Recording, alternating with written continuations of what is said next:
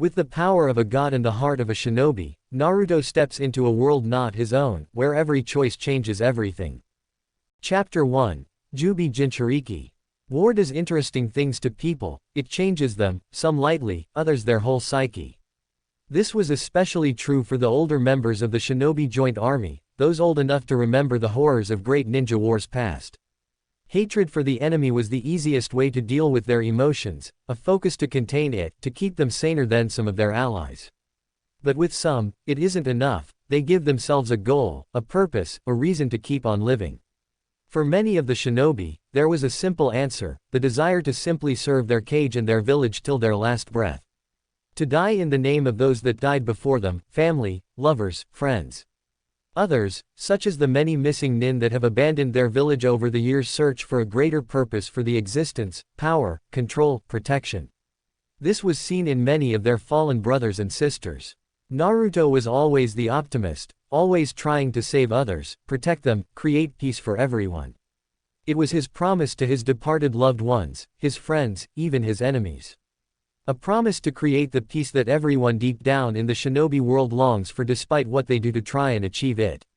But even Naruto wasn't safe from long-term exposure to the war. With his kage bushin scattered around the battlefields, he witnessed true horrors that slowly began to eat away at those naive hopes he had created.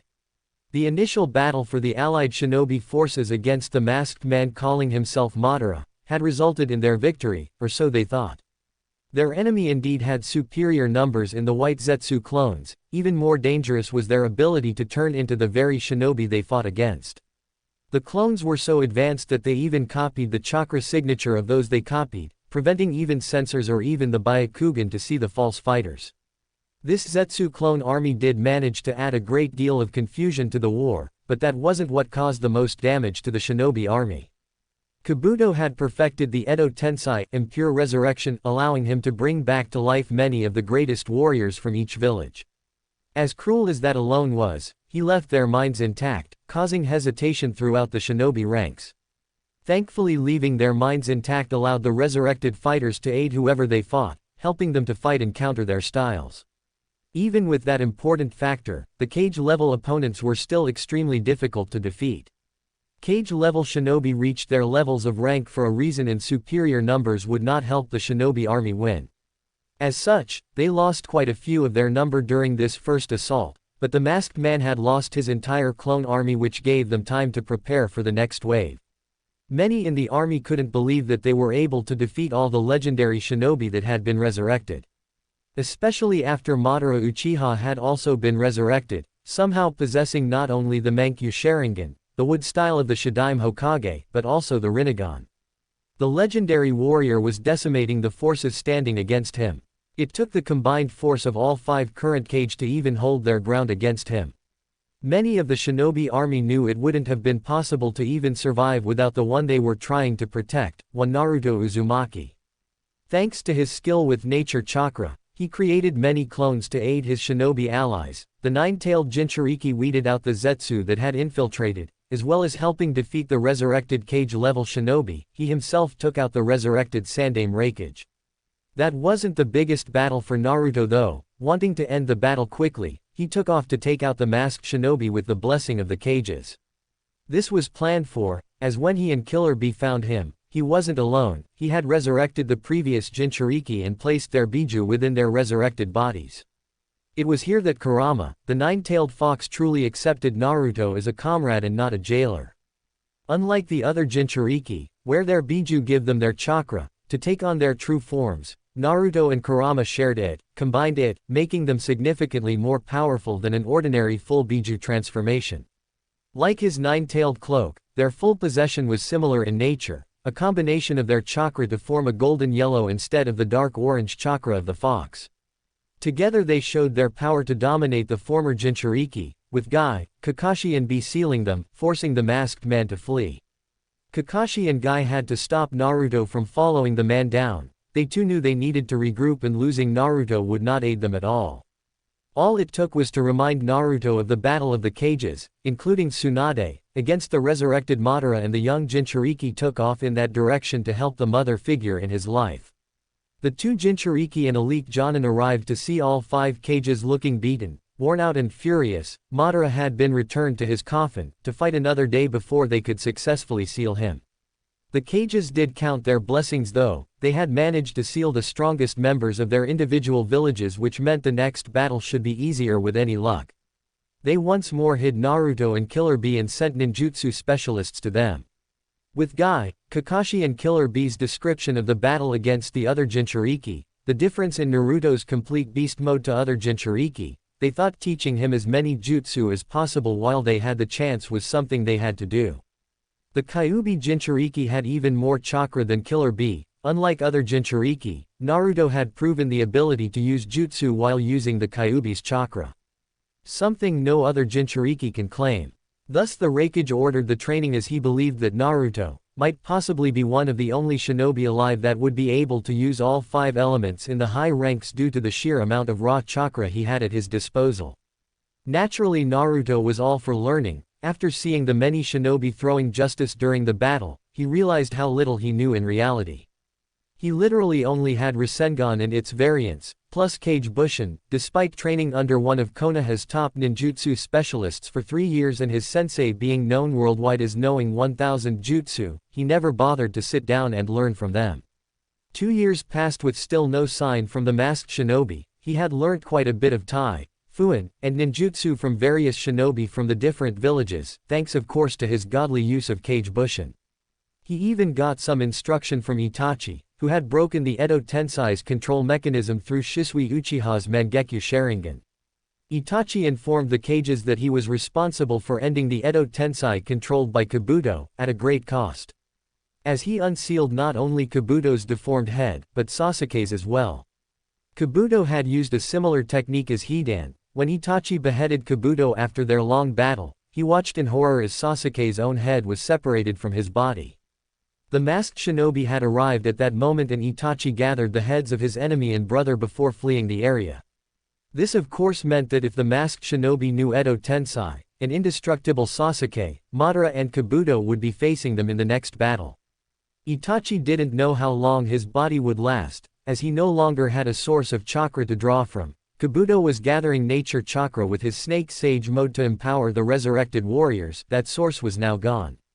After telling Naruto a simpler version of what happened to his little brother, Naruto had surprised him by asking to implant one of Sasuke's eyes, well his eyes, but he didn't think Naruto needed to know that detail.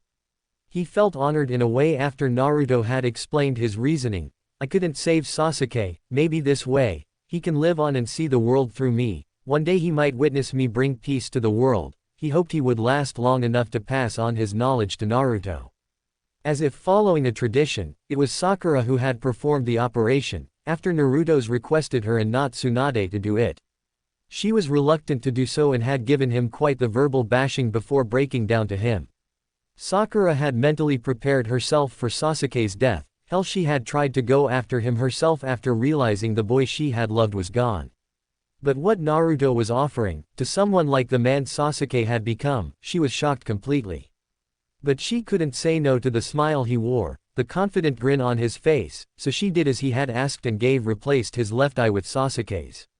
It was difficult for Naruto to adjust to the eye. He had to close his normal eye when his Sharingan was open, as it was disorienting when he was sparring. The Sharingan slowed movements down while the normal eye did not. He completely understood why Kakashi kept his covered. The Sharingan didn't seem to be able to turn off even after Itachi explained how. Naruto assumed because he has so much chakra flowing constantly, plus the fact there was no way for him to gain the control necessary to turn off the flow to his eye. To test his theory, he had Neji hit the Tenketsu points leading to his eye and the eye reverted to the black pit he always thought the Uchiha eyes looked like. Channeling some of Kurama's chakra opened the points back up and turned the eye back to the three-tomo state. After many weeks with instruction from Hiyashi, Neji and Hinata, Naruto was able to hit the right spot to turn off his eye. When Kakashi saw this, he looked completely shocked that the answer was in front of him all these years. Some of the shinobi world's best genjutsu users tried to teach Naruto, but it seemed like a lost cause, even with the Sharingan. Itachi stated it was possible he might be able to use the Sharingan eye illusions, but ordinary genjutsu was thought to be impossible to teach the young 18-year-old Jinchuriki. When asked why he wasn't teaching Naruto some advanced Sharingan techniques, Itachi refused to answer, merely grunting in return to watching Naruto's progress. In tribute to his parents and Jiraiya, Naruto was taught Fuinjutsu from the shinobi world's greatest experts in the field. Surprisingly enough, Killer Bee was one of these, although understanding what he was trying to say was easier said than done. Naruto, staying true to his family's legacy, learnt very fast and was considered a prodigy by the field's best, shocking all those that knew him well, as Fuinjutsu was considered one of the most complex of ninja arts. Taijutsu showed great improvements. He trained with resistance seals now. His strength and speed were drastically increasing each day. Thanks to the regeneration of Kurama, he didn't even need to rest. Naruto surprised his trainers, however, by mixing the styles he learnt together to match any situation during sparring. It frankly shocked many taijutsu experts, as they thought he was a genius, but really he was used to improvising on the spot. Guy even taught him how to open the first gate, to teach him the lotus. From that, Naruto somehow figured out from that how to activate the second gate on his own, but didn't try to go any further. Ninjutsu training ironically ended up mainly being his former sensei Kakashi, who might not have been able to perform all the ninjutsu he had copied over the years due to the amount of chakra required, but he could show Naruto the hand signs while explaining what each did. Itachi also helped out in this department, and the Sharingan did wonders at memorizing the hand seals of many of the ninjutsu experts of the shinobi army. Wind and fire were his strongest affinities, while the other three required a much larger chunk of chakra to perform. He felt kind of dirty with learning fire techniques, since it is what the Uchiha clan were famous for. At the same time, he felt honored that he had an affinity similar to his old friend. That thought alone made the blonde giddy in anticipation. The third year since the end of the great battle finally had the masked shinobi strike again, this time with an even larger Zetsu army. The allied forces were hard-pressed and their numbers started to drop one by one. With great reluctance, the Raikage once again decided to let the remaining two Jinchūriki fight, since it appeared they wouldn't win this battle without severe losses. His decision proved to be foolish in the end. As soon as they arrived on the battlefield, they were shocked when B was seemingly pulled by some great force at an insane velocity to the waiting arm of the masked man, then taken away by the same teleportation jutsu the dark-skinned leader had seen. Madara, use at the cage summit. They had all felt the wave of chakra and explosions in the distance. Naruto, having begun thinking of B as his brother during their long time together, took out hordes of Zetsu with a few clones pumping out insanely powerful ninjutsu. It had many of the lower-ranked shinobi nervous, thinking that once the war was over, would the villages split again, thus making this boy the greatest threat in the history of the elemental nations and to each of their villages. Naruto, once done with his duty in defending those he cared for, launched towards the area of the battle, ignoring everyone's pleas for him to stay. With his mastered Kyuubi enhanced form while in Sage mode, Naruto could move at speeds close to the Hirishin. Not even the Raikage with his lightning aura could match him in speed. Reaching the battle, he saw B unconscious on the ground behind Madara and Sasuke. One pair of eternal Mangekyo Sharingan and another pair of Rinnegan eyes looked coolly at him. "Ah, the Kyuubi Jinchūriki. I can see you have improved greatly. My eyes can see the confidence and experience. I do hope you prove more capable than that fool," Madara stated, throwing his head back slightly to indicate B. Naruto growled lowly at the statement and his right eye widened, his left being covered with his headband, when he saw the masked man materialize in front of B's body. "Get away from him," Naruto roared, his Biju cloak flaring out, pushing a powerful wind in their direction, his voice far more feral in nature. "Brother, Sasuke, take him down. Soon it will all be over. The Uchiha clan will rule the world at last. Kabuto and I shall extract the Hachibi using Edo Tensei," the masked man stated in a cheerful tone before he and B vanished in a warp. Naruto, still in his enhanced form, snarled. He deactivated his Sage mode for the moment to converse its use for later. "Brother. What the hell did he mean, brother? No matter, look at you two, the mighty Uchiha clan reduced to pawns to a madman." Madara began chuckling darkly. "You mean it hasn't been figured out yet? Only one Uchiha was as skilled as me. His body vanished the night I took his eyes." Naruto's eyes widened after remembering Itachi explaining the story. "Yes boy, that was my younger brother, Izuna. Do you know how he is still alive?" "No. Once the Juubi is formed, I will be given new life and the Uchiha clan will once more rule the world." Naruto's eye widened once more at the revelation and the eye flickered over to the man he once called his brother.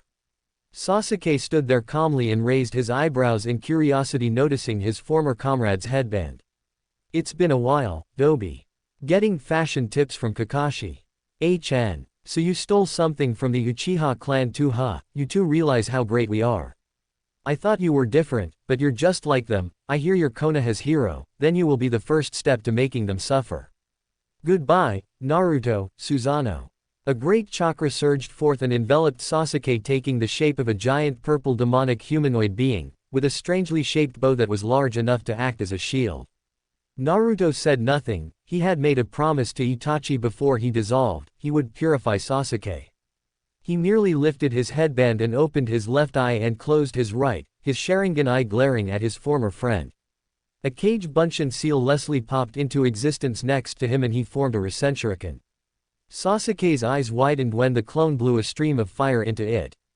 Sasuke Uchiha is dead. He died long before this war. He died years ago. He died the day he abandoned Konoha. I'm not a naive child anymore, Sasuke. Everyone was right. While I was just foolish, I realize that now. I'm sorry I failed you, Sasuke. Goodbye, brother. Inferno Rasenshuriken. He tossed the red Rasenshuriken straight towards Sasuke, who merely brought the bow up to block the odd shuriken-shaped jutsu.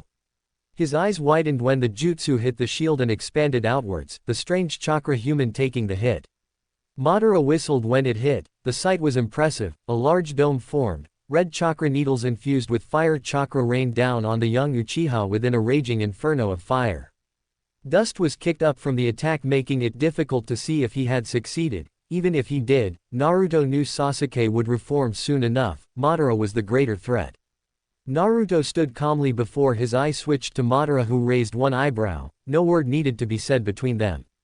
They both vanished in a blur and began a fierce taijutsu battle. Bangs seemed to erupt in the area from many locations. In reality, it was the sounds of each blow being blocked or parried. Shinra Tensai. Madara roared, blasting the Jinchūriki back. Impressive taijutsu for one so young, and excellent use of the Sharingan. It won't be enough though. The man took off towards the flying yellow figure before it vanished in a poof of smoke. A clone. He was suddenly grabbed from behind. Boom! Madara got a smirk before he exploded into wood pieces that dispelled another shadow clone. Madara rose out of the earth a moment later, a short distance away. Yes, I was told you love clones, so do I. Taju Mokuten Bushin. Multiple stumps formed on Madara's form before rapidly growing and becoming exact replicas. 50 of them total. Let us see which clones are more durable, shall we, boy? Earth release. Great divide. 4 large sections of earth rose to surround the large group of Madaras, who immediately began their own hand signs. Water release. Water pressure wave. Lightning release. Bolt stream. Collaboration technique. Lightning bath. Naruto knew from talking to the cages, Madara wouldn't even consider that a warm-up, but it was only to distract him briefly. He was finishing off a complex array of seals onto 4 Iwa Bushin he had created earlier. Done. Hopefully he still underestimates me. Wood release. Deep forest creation was heard as masses of roots burst through the rock walls. Many Madara wood clones began to burst through the gaps formed. Taju Cage Bushin. 500 shadow clones burst into existence around Naruto and leapt against the smaller number of Madara wood clones. Jutsu was flying all around. Due to them all being clones, they didn't bother holding back at all, so explosions were going off all around. Naruto and the Iwa clones charged towards the real Madara and began a renewed taijutsu battle. This time there were wind blades, hardened fists infused with earth release, and Madara even set a clone alight with his Amaterasu. Enough of this farce. Suddenly rocks began to rise from the debris of the field high in the sky, then collide together, forming a massive ball of rock above the fierce battle. Take this! The meteor erupted into the black flames of Amaterasu and began descending fast, right towards himself and the real Naruto. Madara underestimated Naruto, expecting him to halt to see the attack. The Iwa Bushin latched onto him and Naruto sped through the 10 required hand signs. Fuin. Madara gaped openly as he was sealed a moment later. Naruto channeled chakra to his legs and feet, grabbed the sealed rock containing Madara, tossed it as hard as he could in the direction of the army and bolted out of the area. Skidding just as the massive flaming chunk of rock smashed into the earth, dispelling all of his clones, He panted slightly as the exhaustion from its use, then he calmed himself and activated Sage Mode. His eye widened as he saw it happen just before it did, but he wasn't quick enough to react. A large purple arrow pierced his stomach. How could he have forgotten Sasuke, the insane laughing giving him flashbacks of the last time they met years ago. Sasuke stood up cackling madly to himself as the giant chakra beast was regenerating until it was complete once more, armor and all.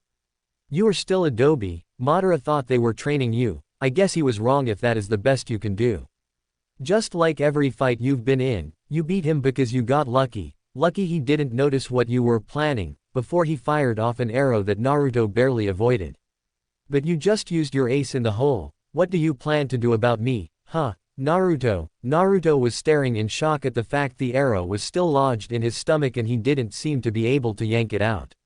Even with Sage Mode and Kurama's chakra flowing through him.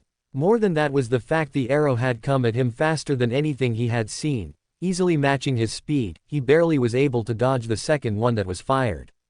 One of the next 5 connected with him though and again he was unable to remove it from his thigh. Coughing up blood he looked up just in time to see Sasuke giving him a sad look. Not good enough Naruto, goodbye, brother, and bringing down the bow like a sword and slamming into him. Then his world went black. Naruto groaned when he woke up noticing he was inside his mindscape on Kurama's head. You just had to get cocky didn't you boy? Underestimating your opponent that much, did you forget he was able to take down that rapping fool and survive an encounter with all 5 cages as well? Not to mention you should have realized he could have reformed quicker than the report stated. That other Uchiha has had 3 years to plan this assault. Naruto merely responded with a, stupid fox, how was I meant to take that into account? I thought I had another 30 seconds at least to prepare to take down Sasuke. The mighty fox let out a loud roar. What did I just say? Are you really that stupid? Here I am, starting to realize that you might be a worthy host, then you say something stupid like that.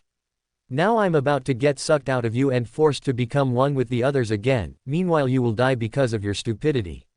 Naruto threw his hands up in the air, then what the fuck am I meant to do then Kurama? I've already lost, the shinobi world has lost. I might have fucked up, but there's nothing I can do, so stop bitching like Sakura in her fangirl phase. The Kyuubi let out another roar. You think I want this, to join with the others again? Shut your mouth and think for a change you fool. Wait, what did we do to further enhance our union? Looking at the strongest Biju in confusion Naruto snorted. What would, wait, no, all that would do is likely just speed things up, or what if it? The Kyuubi let out a sigh, knowing that he would fuse with the others one way or the other. The mighty beast would much rather serve an idiot than who he believed the masked shinobi to be. We are now connected, a soul bond if you will, perhaps we can use that to bring the other 8 to us instead. Although it would probably kill us both, the combined powers of all 9 of us Biju would likely destroy your body. With luck the backlash will kill that bastard Uchiha though, he would need to be solid to perform the technique, meaning vulnerable. Pausing the mighty Kitsune let out another roar. As much as I don't want to be a part of that damn raging beast again it's going to happen anyway. I'd rather die being bound in an idiot like you than serving that bastard Uchiha like a pet after I combine with the others. The Uchiha have caused both of us grief over the years, I think it's time to mess up their plans. It's wrong, being able to control even a being as great as me with nothing but a glare. You never thought to use me as a tool, even after you got that damn eye. For that at least, I have grown to not want to rip you apart on sight. Best case scenario, it frees the other Biju at once. Naruto stared up in shock at the Kyuubi before he sat down and let out a sigh. But you are linked to me, if my body dies, so would you, but you still want to do this don't you Kurama? Sigh, this isn't how I wanted to be remembered, but hey, I already proved I'm the strongest shinobi ever he. Sitting back and just quitting was never my style. So let's see what fate has in store for us, you great furry bastard. The mighty fox chuckled. Naruto looked shocked since he only ever heard the evil cackle from the beast in the past. Yes, I too am curious to see what will happen to us. In a way, we Biju should never have been born into this world in the first place. That old fool never told us how the Juubi was formed, just that we were born from it. If I somehow survive, I will protect your precious people in your stead. You have my word. The beast roared again and seemed to be in great pain. Fuck that hurts, worse than your mother's steaks. Well, now it's just a mind game, let's win this. Naruto gazed at the Kyuubi with a smirk before nodding. Walking over to him, he placed his hand on his snout. The mightiest of the 9 Biju muttered out, "Thank you, brat, for what it's worth, I'm glad you were the one chosen 18 years ago. I hate to admit it, but you could have wiped my existence when we fused our chakra. That damn red-eyed freak plans to do just that, I'm sure." The beast closed his eyes and began to glow. Meanwhile, outside the seal, "Ha ha ha, finally I have all 9, with my brother sealed. Once the Juubi is formed, I will become the new Jinchūriki of the Juubi and bring this world to its knees. They will forget all out Madara Uchiha. Izuna Uchiha will be cemented in history." Izuna happily gloated. 9 chakra dragons burst forth and connected with Naruto's body, causing it to lift in the air. His mouth and eyes opened and began to glow. Small amounts of red chakra began to leak out of the body into the dragons and flowing towards the statue. Sasuke looked over at him and impassively stated, "What do you mean? You told me you were going to cast a genjutsu on the moon to bring peace." Izuna continued to laugh. "Peace, I once thought like that. I was considered the weaker brother because of it. Now look at where I am. Why would I want peace to a world that has wronged me? I am an avenger just like you, Sasuke. But I have waited far longer to get my revenge. All will suffer, all will die. I will be a god while the rest of the world will lay dead at my feet. The Juubi is too powerful to be controlled by any Kekkei Genkai, and with my Sharingan and Rinnegan, I would be unstoppable, ha ha ha." Sasuke narrowed his eyes but said nothing. Not that he could do anything in his body right now. As Naruto said, he's already dead, powerless to do anything but watch. This man had outlived his time. If Sasuke had survived, he would have surpassed him and the Juubi would have been his to use for his vengeance. Now, he was nothing but a puppet, a tool to be used, and he could do nothing to stop it. He kind of wished Naruto had beaten him. Perhaps he would see his family on the other side. Izuna suddenly stopped laughing when Naruto's body became shrouded with his odd yellow Biju cloak. Izuna found this strange, as no other Jinchuriki he had witnessed over the years ever took on such an odd form when using their Biju. There was mild rumbling coming from the statue containing the 8 Biju. "What is this? It is like he is fighting the pull of the statue. This should be impossible," he stated seriously. His eyes widened when the yellow chakra followed the red chakra to the statue eye. Suddenly all 9 eyes opened at once and the chakra flow suddenly changed direction and began heading towards the Kyuubi Jinchuriki. He shouted out, "What? No, what trickery is this?" Each of the 9 dragons now took on a color representing each Biju. Izuna, fearing the result, tried to cancel the jutsu with his Rinnegan eye, but nothing happened. The rumbling just got louder and the chakra flow got faster. His eyes then noticed the seals that were on Naruto's cloak form became more defined and each began to glow a different color, each matching the chakra dragons. "What is happening? Is he? No. No." The 9 dragons then left the statue completely and the last of the chakra went into Naruto. Nothing happened and Izuna stared in disbelief for a moment. Then the seals on Naruto's form started to glow silver. It began to get brighter and brighter. Then suddenly the glowing stopped, the cloak faded and the body dropped to the floor of the chamber. Laughter reigned suddenly in the chamber and both Uchihas turned to see Kakashi, the Raikage, Guy and Itachi, Sharingan ablaze. It was clear that it was the one that laughed. That brat really is the most unpredictable shinobi, isn't he? Even in defeat, somehow he pulled out a win. A then activated his lightning armor, Kakashi unveiled his Sharingan and Guy was already in his 7th gate mode. Izuna let out a loud roar in frustration before he activated his Mangekyo Sharingan and used Kamui on the nuisance that had ruined his plans, making him disappear forever. "Naruto!" Kakashi roared, but Guy beat him and slammed a fist that went straight through Izuna's stomach. Kakashi finished him off with a Raikiri through his heart. Performed a lariat on Sasuke, beheading him before he could react as he was focused on Itachi. "Goodbye, foolish little brother," was what Sasuke read with his Sharingan eye as Itachi beheaded Kabuto, who was trying to make an escape. Now he was free from Izuna's control. With Naruto. When Naruto opened his eyes, he found himself on his back in an open field. Confused at where he was, he stood up and gazed around cautiously. The place looked completely barren. He gasped when he looked up to the dark cloudy sky to see a red moon, well, more like a giant eye that looked to be projecting a combination of the Rinnegan and Sharingan, 3 tomos on each Rinnegan line spinning wildly. Then he heard a mighty roar from behind. Gulping, he slowly turning around to see a massive four-limbed creature. Although it was sitting on its hind legs, its body shape seemed very similar to Kuruma's. The head, like the rest of the body, was shadowed by the darkness, but Naruto could make horns protruding out the back of it, but the significant feature he saw were the 10 tails swishing behind it. Well, fuck me, Naruto muttered to himself as the beast seemed to grin widely at hearing this, showing off rows of razor-sharp teeth, again similar to Kurama when he's being a furry bastard. Suddenly its eye opened and Naruto blinked a few times, as it was basically a red Rinnegan with 3 tomo on each line like the moon in the sky. Hi there, big fella. The beast let out another feral roar before looking at Naruto again. Well, this was unexpected. It would appear we all survived. Naruto's blinked at the familiar tone in the beast's voice. Kurama, that you? The beast roared again, sort of, not really, I guess.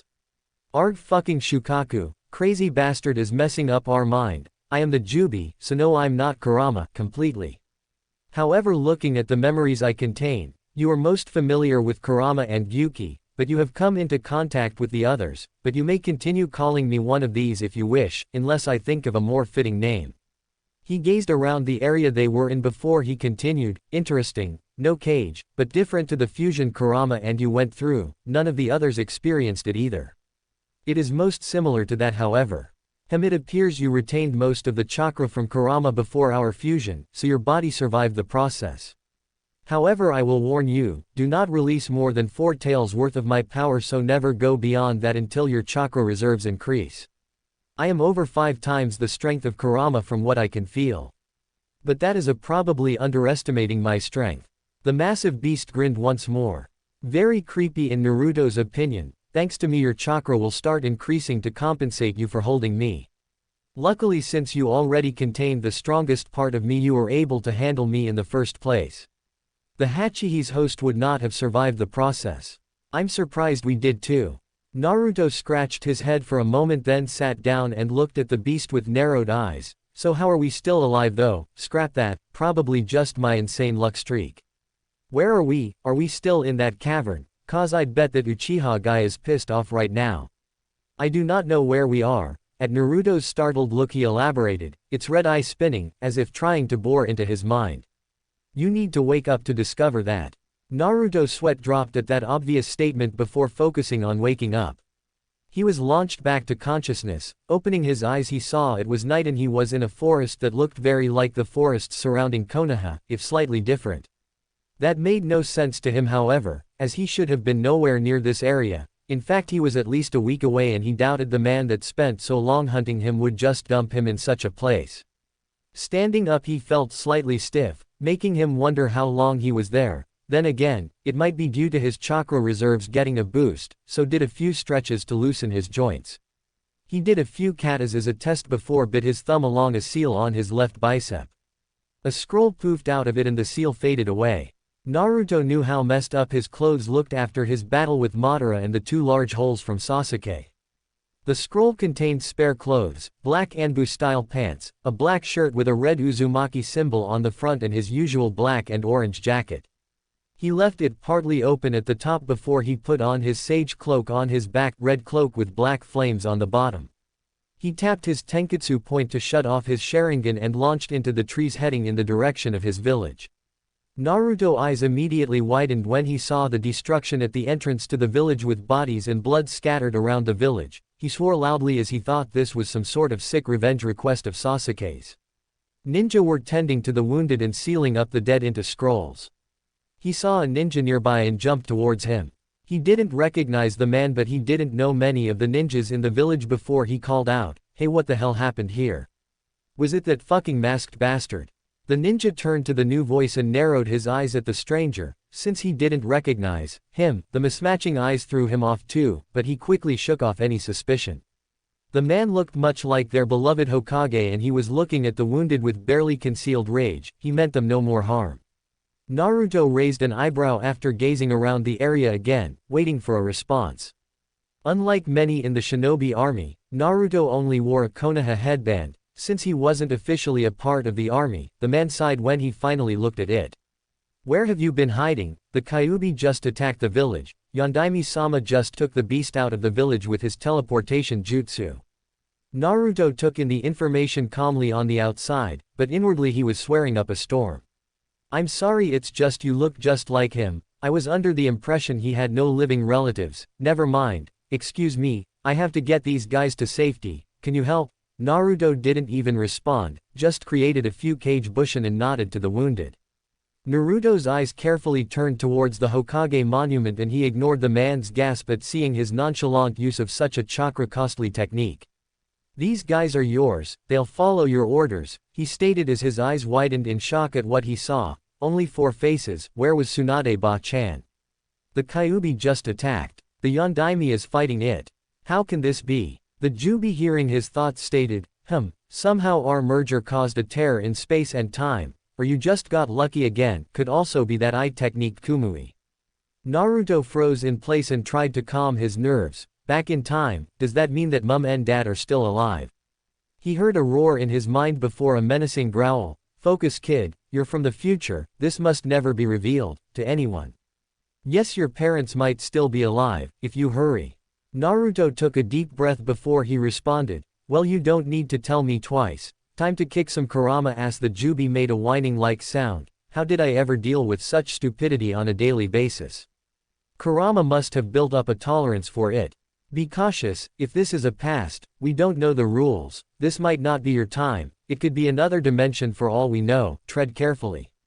Naruto paled and muttered under his breath, oh god, what if Orochimaru is my father here? Before he turned to the ninja who informed him, I'm going to go help him out if I can. If you need more clones, tell one of them to dispel, I'll send some more. Naruto was about to take off towards the faint red glow in the distance, but he found he couldn't move. I'm afraid we can't let you leave until you tell us who you are. Shikaku Nara stepped into view, flanked by Shuza Akamichi and Inoichi Yamanaka. Much younger looking, but they still looked relatively the same as he remembered seeing them only a few short hours ago. My name is Naruto, Shadow user, scar on your face, you must be Shikaku Nara. All 4 shinobi present stiffened at the knowledge. No offense, but I have no time to talk, I have to aid the Yondaime. Naruto channeled chakra to the point it became visible, then he broke out of Shikaku's shadow hold with ease. He nodded to them, ignoring the looks before vanishing. Being highly trained ninja, they followed his movements, making him look like a red and yellow blur. He arrived just as his father yelled out, Fuin, sealing a large portion of Kurama's chakra into himself, weakening the furball considerably, at least temporarily. Biju regenerate their chakra using nature energy, so the beast would only be weakened for a few minutes. Landing nearby the Sandaime and 2 Junin who were looking at the new arrival in shock, he muttered, for fuck's sake, damn it, I'm too late. Wait, no, I can still do that. Before he charged up a Rasengan and slammed it into the barrier, pushing more and more chakra into it until a hole opened up and he dove through it, before it closed up. A Lord Sandaime, did he just easily force his way through the barrier? We tried ourselves to break through with no success. With ease, the grizzled old warrior just looked dumbly at the blonde stranger that ran towards the Kyuubi with a battle cry and simply nodded. The Jonin sighed before stating, I hope he's on our side then. I suppose you want my chakra now, let's see if you can handle it, because Naruto hadn't mastered all the Juubi's tales like he did Kurama. When he channeled the beast's chakra, he was shrouded in a chakra coat, channeling more of the Juubi's chakra. His eyes turned silver with black slits, he shut his right eye before his left eye began to morph due to chakra channeling through it. When he channeled Kurama's chakra, his Sharingan remained red, due to that being the color of the chakra. However, oddly enough, the Juubi's chakra caused the Sharingan to turn into a silver eye with 3 tomo. His whiskers thickened considerably, one tail stuck out, which split into 2, shortly after 2 more tails came out. Naruto let out a feral roar that echoed throughout the area. He appeared behind his mother and father in time to block Kurama's claw from piercing them. He threw the claw back, making the 9-tailed fox land on his back. He quickly went through hand seals and pinned down the beast with chakra chains like his mother had shown him in his mind. Hers required no hand signs, Naruto just used an imitation. Fuck you, Kurama. The beast that was writhing around in rage froze in place and stared at Naruto with his jaw actually open. The mighty fox's eyes were just as wide, more so when he saw the number of tails and the sheer power for chakra. How? Who? Wah! Naruto ignored the stunned beast, released his shroud, turning off his Sharingan with the Tenketsu point and turned to his parents who were watching him in shock and awe. Naruto rubbed the back of his head in a familiar manner to all present and put on a big cheesy grin before he stated, "Ahai." The witness's eyes widened in complete shock before Naruto turned serious. "I'm sorry, but you need to finish what you started, Minato. I didn't get here in time. If I did, maybe you could have survived, but you've made the deal with the Shinigami with the Shikifuin. There was a reason the seal was forbidden. Kushina, you also are too low on chakra, and having a biju ripped from you is fatal. I'm shocked you're still alive, but you are an Uzumaki after all." Naruto sighed before he looked at them intently. "However, I might be able to help you be a part of your son's life in a way, if you each have enough chakra to create a cage bushin that is. It will be far more permanent than just leftover chakra you were planning on inserting into him anyway. Once his chakra reserves are big enough, you will be able to enter his mindscape, technically be able to see and talk to him as she sleeps or enters her mindscape herself. Since I stopped the furball here, you should have enough chakra to be put into the seal I'll create."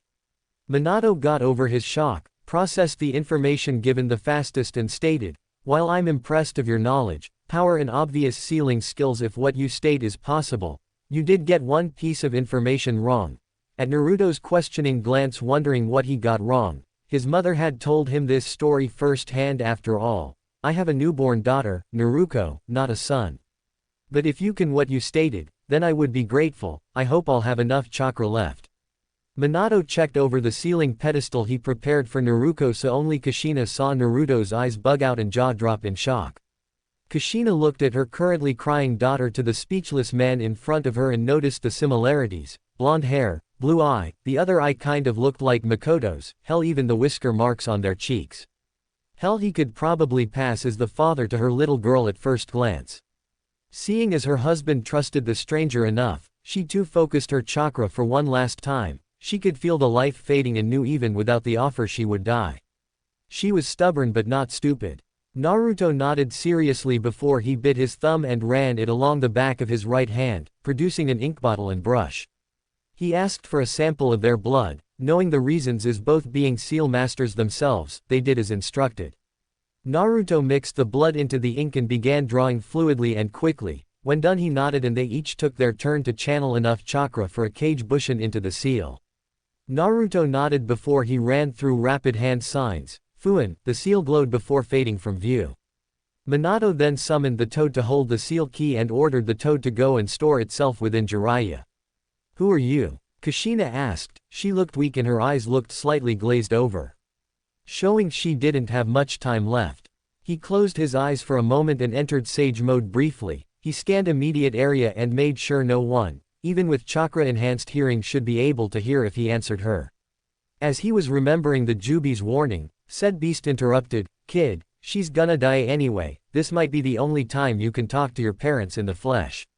Minato had done the hand seals for the sealing, so his chakra was ready to perform the action. The Shinigami was floating behind him, but he waited a moment to hear the strange man's answer. He still had strength enough left for that. Naruto, not taking any chances with the old monkey so close, walked over to them and talked low enough so the Sandaime couldn't hear. "I don't know how, but I think somehow that masked bastard you just faced Minato sent me here, from another time." At the look of disbelief on his parents' faces, he sighed and ran his hand through his hair. "We don't have enough time for a full rundown, so I'll give you the simple version. I thought I went back in time, but it's something else since you have a daughter, not a son. Trust me, it should be a boy. I should know." Confusion was written on both their faces for a moment, playing his words through their heads. Kushina looked back and forth between her baby and the strange man. Suddenly her eyes widened in shock and she gasped, catching Minato's attention. "Why, you're our child, aren't you?" Naruto smiled at his mother. "Well, I guess I wasn't as vague as I thought." "Yeah, 18-year-old Naruto Uzumaki Namikaze. Nice to meet ya, Mom, Dad," he finished with a chuckle. Minato looked at him with narrowed eyes, as if he saw him as a threat, but after a moment he suddenly got a bright grin. "Well, I see that you turned out strong, son. I have to ask, since you changed my original plan with that seal, I take it I did that with you, so did I, ever explain to you why?" Naruto held up his hand. "There wasn't much time left to finish up. You did, when I went berserk when I thought someone important to me was murdered. I had almost released the Kyuubi in my rage, you stopped me before I tore off the seal. I was angry at first because of how I was treated by the village growing up, but I got over it. I strove to make you both proud of me. I might not have known you were my father until I was 15, but I always wanted to surpass the Yondaime Hokage though. Kushina was crying even harder. I'm sorry, I'm so sorry. Naruto wasn't sure what to do at first. He looked at his father for some sort of idea, then noticed a very distraught look in his eyes too. Naruto didn't understand when his mother seemed even more upset than before at his reaction, until he remembered meeting his mother in his mind, when he apologized and she hugged him, causing him to stiffen. Naruto's brain was on overdrive, thinking of what he could say to fix what he did. Are you really such a fool? A memory from 1 year ago popped into his mind, Kuretsuchi smacking him over the head when he upset Hinata, from how close they were training together and how often they looked ruffled. Then having no idea going to fix the misunderstanding, Kuretsuchi, remembering her uncle Roshi, sighed before whispering in his ear once she realized he truly had no idea what to do. Naruto's eyes widened and he pulled Kushina into a hug and kissed her on the forehead. I forgave you years ago, Mom. I was never angry at you. As I told you in my mindscape, it was your love for me that kept me going. Somehow, despite everything everyone said, I just knew you didn't hate me. Somehow I knew that no matter how alone I felt, what people said about what you thought of me, that my mother and father did love me. I'll make sure your daughter doesn't experience that sort of life. That's a promise of a lifetime. Then Naruto backed up and gave a guy pose, and that's my Nindo. I never go back on my word, Datbeo. Kushina glomped him even harder than before and began crying her eyes out in what sounded like howls. Last time I tried this on someone it worked. Then he mouthed help, his eyes wide towards his father who had his own tears coming down his face with a smile. Then he realized advice he gave to young Inari in Wave, it's okay to cry if you're happy. Naruto then beamed back at his father, with a matching big cheesy grin on his face. Minato was shocked at the insinuations his son was making. It was a dream, he knew, for his village to treat his daughter as a hero, but his hope for the old man to keep watch over her gave him hope at least. He realized how foolish and selfish his current move was, but his son had forgiven him, looking back at his newborn child. Minato sent a silent prayer that his daughter would forgive him one day too. At least he could die at the very least knowing that his daughter would be protected, even if wasn't him or Kushina. He wanted to ask him about his life, his skills, his ninja missions, girlfriends, friends. But he had a job to do and his chakra was fading fast. With that seal his son made, maybe one day some form of him will hear all that. With that in mind he shook his head with tears coming down and nodded once before he clapped his hands and yelled out, Hake no Fuin Shiki, 8 trigrams divination sealing style. The ghostly hand of the Shinigami shoved its way through his gut causing the young Hokage to grunt in pain. The hand latched onto the Kyuubi, going through a few hand seals he placed his hand gently on his daughter's stomach. The chakra beast was pulled into the seal cursing the whole way and Minato fell to the ground, his life slowly fading away. Kushina also seemed close to death. She looked up at Naruto and cupped his cheek softly. Please, protect her, my son. She was smiling with her eyes closed as her body slumped. Minimum. Naruto understanding her last wishes carried her over to his father and lay her beside him. Her hand reached out and held his. The barrier fell and the Sandaime turned order the two Junin to silence to what they witnessed and cursed when they weren't there. They would now surely notify the village of the young Jinchūriki before he approached the group. To at least hear his successor's wishes and perhaps discover what the hell had happened that night. His wife still hadn't contacted him and he felt the truth, she was killed. His gaze turned to the newcomer who looked down at the young couple with an odd expression. The man known as the professor didn't need to hear what was said between the three shinobi, however he clearly saw they were trusted him so he didn't attack the stranger. Minato, you fool, I could have done it in your place. Why did you erect the barrier? Why did you use such a sealing in the first place, your own daughter? Minato managed to let off a grin and tried to focus on the old man. You wouldn't have been strong enough, old man. I barely managed it. Kyuubi can't be contained in anything but a person, and Uzumaki. The aged Hokage nodded with tears starting to come down. What would you like me to do, Minato? As a Jinchūriki of the demon that just attacked, the villagers will not see her as a hero holding back the beast, you know this from the cases from other villages. I can only do so much. Here Minato smiled weakly once more. Naruto, will raise her, we trust him, he is, family. His eyes widened at the request before he turned to the newcomer who had tears coming down his eyes and he let out a sigh. I will see to it my friend, on the lives of my family, I will see it done. Minato died moments later with a smile on his face. His wife turned to Naruto and smiled at him. Good. Bye. Ru-to. With that last word, Kushina Uzumaki Namikaze joined her husband, the Yondaime Hokage, Minato Namikaze. Naruto kneeled and closed both their lifeless eyes. If only I was faster, I'm sorry for not protecting you. Rest Kushina Uzumaki, Minato Namikaze, I will take care of your legacy, you have my word. Pulling out a blank storage scroll, he wrote a quick seal before sealing his parents into them. To protect them from those who would want their secrets, they both have their enemies, I will find an appropriate place to bury them. Hiruzen Sarutobi bowed his head in respect before he turned to the newcomer, we have much to discuss, Naruto. Naruto sighed again before mentally considering what to say. Minato already said they were family, and he did look more like her than his mother. No last name, I never knew my parents, Namikaze I guess. Minato was considering officially adopting me, but considering I'll be raising young Naruto. I think I better take her mother's name. Hiruzen let out a sigh of his own. Yes, that does sound like something Minato would do. And you are right, it would be safer for the village and young Naruto that she not take on her father's name.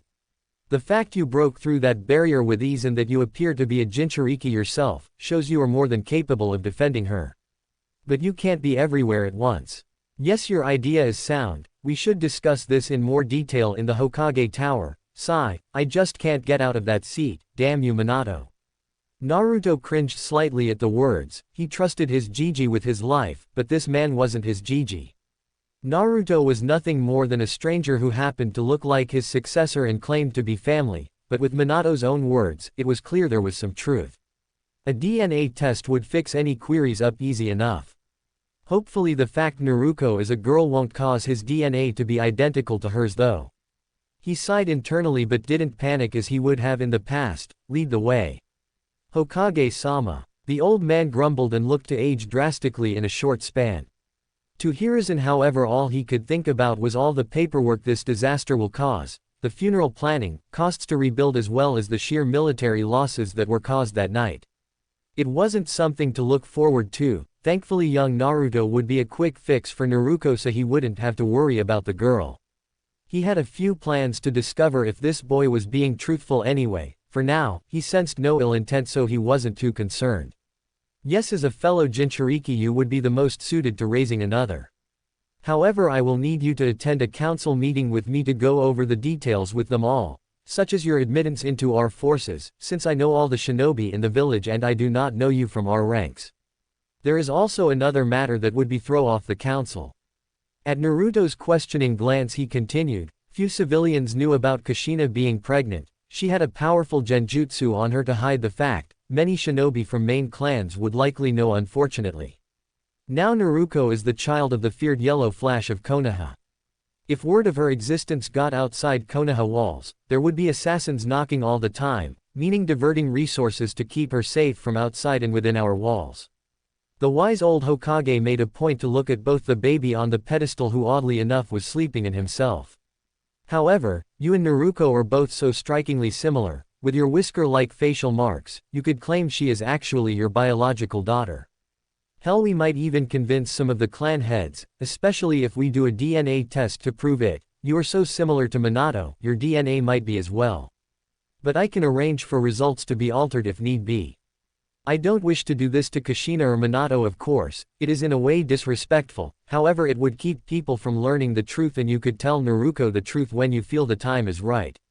Naruto blinked before chuckling softly to himself, I see now why you are known as the professor. The issue I have is that would that mean if those DNA results were leaked, they may assume I'm actually the one that knocked up Kushina. The Hokage had a sparkle in his eye, as if it were an ingenious idea. Meanwhile Naruto was shitting himself. How could he state he was romantically linked to his own mother? He let out a loud sigh but the Hokage let out a soft chuckle. Naruto looked down at Naruto, who looked so peaceful and innocent. He couldn't help but wonder if that was what he once looked like. With the additional appendage attached to the lower region, of course. Frowning in thought, he saw the baby squirming and gazed down at her in fascination, so tiny and vulnerable, a small tuft of blonde hair and the similar whisker marks on her cheeks. Pulling out another scroll, he pulled out a blanket. With his kunai enhanced with wind chakra, he cleanly cut a section out. He felt the intense gaze of the Hokage but ignored it to focus on his task. Resealing what remained of the blanket, he carefully lifted Naruto and expertly began wrapping it around the baby up as gently as possible. The worried look in his eye caused a soft chuckle to escape the newly reinstated Hokage's lips once again. He remembered seeing that look from the memories of Kage Bunshin watching him handle his own sons. Naruto looked up at the sky and thought to himself, I really am one lucky, unpredictable shinobi, Kakashi-sensei. He found himself not wanting to return to the war-torn future, the many deaths of those he called friends over the years, Jiraiya's death. He really hoped this wasn't a dream and began walking towards the village besides with the Sandaime Hokage, the first person that showed him love. Chapter 2, Where Are You From? Disclaimer, I don't own Naruto or its characters. And, hopefully like the first chapter, this one actually seems different enough from the original to justify posting the story separately. For those thinking Kushina and Minato are out of the story for good, this is not the case. They will have an important role to play when that seal activates later in the story, they just won't have a strong presence when it comes to other people in the story. I know a lot of last chapter was useless information, but the original story only took into considering mastering Kyuubi and learning ninjutsu. In this, I wanted Naruto to have mastered as many specialized areas as he could over the time that he had. Anyway, let's see if you enjoy the second chapter. Hiruzen Sarutobi, one of the sole survivors of all three ninja world wars. Wise, seasoned, hardened warrior and diplomat, as well as being one of the longest-running Kages in the history of the elemental nations. He was renowned as the Professor or Kami no Shinobi, god of shinobi, throughout the world, for his prowess and skill on and off the battlefield.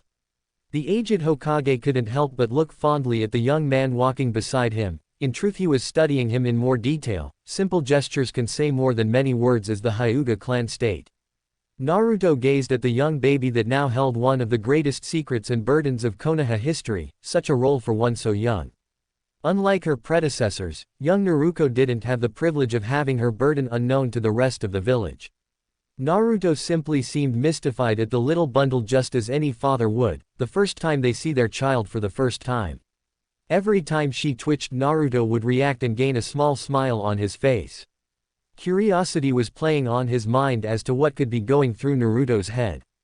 Hiruzen also took time to look at Naruto closely.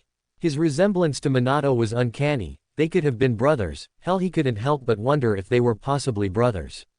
The Jinchūriki used the Rasengan to break through the barrier, and that was one of Minato's prized jutsus. It can't be copied just by observation, you have to understand the mechanics behind it. Minato must have taught him. What plagued Hiruzen was when this could have been. As they headed towards the village, Naruto's posture was relaxed and calm, as if he had walked the forests surrounding Konoha many times. It showed a shinobi that had no need to survey his surroundings, a shinobi that had already knew the layout like the back of their hand. But how could Naruto have managed this without one of his old Anbu, his old teammates, Danzo or even Jiraiya notifying him of the new face in his village? Paying more attention to the young lad's attire, his eyes narrowed for a moment when he caught the Uzumaki symbol on his t-shirt. Konoha used it on their uniforms from the Alliance during the Shidaime's time as leader. Possibly a coincidence, but Kushina clearly trusted him, Minato too, by asking for his permission to allow Naruto to raise his daughter. Hiruzen didn't think even Jiraiya would have been given that right. Then there were the eyes, mismatched. While one looked just like Minato's, the other eye looked like a member of the Uchiha clan. That eye could cause you problems, but, interesting, I wonder what would happen if I did. This the Juubi muttered to himself as he burst a surge of chakra into Naruto's eyes. Ah! Naruto yelled out and his left hand shot to his eyes. His right safely cradling Naruto. What the fuck? Wary instantly, Hiruzen pushed all his senses to maximum and tried to determine the source of causing the young sudden pain. But he couldn't sense anything amiss. Turning back to Naruto, he saw the young man blinking rapidly. What the fuck did you do, asshole? Naruto quickly determined after pushing his own senses out that it wasn't an attack, the great chakra beast within him was the cause. Just a little gift, no need to concern yourself, the Juubi responded, then pushed more chakra into the eyes. Naruto grunted as he half expected the second wave of pain to hit his eyes. Then why the fuck do my eyes feel like they are on fire? Oh, I'm just fixing that little red eye problem you have. Don't forget, we're in a time where there are many Uchiha running around. So I'm merely swapping, copying and playing with the DNA a little bit, no biggie, this should do it. One massive surge, far bigger than the previous assaulted Naruto's eyes, and he let out another pained grunt. There we go, you'll thank me later. I'm not too sure how I knew to do that. I'm going to sleep. With that great snores could be heard, echoing through the barren lands within Naruto's mind. Naruto's angry retort was removed when he felt a hand touch his shoulder. His eyes snapped to greet the Hokage, who gasped loudly, let me guess, something happened to my eyes. Naruto himself was confused. It looked like when he used his Sharingan, he could make out every single feature on the old man at a glance. The difference being, it wasn't disorienting, which meant it was both his eyes. Moments earlier, Hiruzen was actually slightly worried, as now he could feel pulses of that strong silver chakra that enveloped the boy when he took on the Kyuubi earlier, hitting his odd eyes. They were close to the village, and the last thing he needed was the new guy going out of control within his village. Just as he was about to take action, he felt the pulses stop. Cautiously he placed a hand on the boy's shoulder and his eyes widened, letting out a soft gasp when he seemed to look at two silver Sharingan-like eyes. Naruto didn't say anything, just seamlessly created a cage Bushin, ignoring the intense glare he seemed to be getting from the Hokage, turned to his newly made clone. Both looked at each other and let out simultaneous sighs. Well fuck, that was unexpected. Naruto tried the method that never worked for him before to turn off the Sharingan and got a curious nod from his clone. Yeah, it's off, boss. Then it's simply dispelled. Turning back to the Hokage, his eyes both now his cerulean blue, he improvised on the spot. It's part of being a Jinchūriki to the one I have got in me. It likes to change the base color of my eyes randomly for some reason. Hurts like a bitch every time though. Inwardly he yelled out. I hope you can actually do that, bastard. Naruto roared into his mind. His only response was an exaggerated snort before snoring was heard again. Closing the link, he continued on his way towards the village. The Hokage deciding to just go with that answer, since Jinchūriki were known to have some odd abilities, but that silver Sharingan was something he would get an answer to, but for now he had other matters to attend to. The broken down gates of the village were within sight now. The reinstated Hokage's heart tightened when he saw the state his village was in. Gazing at Naruto again, he was surprised to see the genuine sadness in his eyes. Something like that is difficult to fake for a place you do not care for. Hiruzen would discover his story, or he was not the man who had lived so many years. They walked through the village, Hiruzen shaking his head sadly at the panicking civilians. He was again surprised when the man once more sealess sly called out, Taju Kage Bushin, and his mouth actually fell open at the sheer amount of clones. There had to be at least 100 of them. 8. Whoever needs help, scatter. The clones didn't need to be told twice and vanished in multiple directions. Sure, Hiruzen knew how much chakra Jinchūriki had, but that amount was unbelievable, plus the fact Naruto didn't even seem winded from it, as if it were second nature to him to produce so many clones. This again baffled him, how he could get in and out of the village undetected.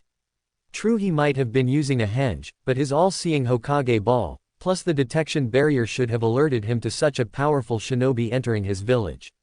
So how did he get past one of the best safeguards the village held?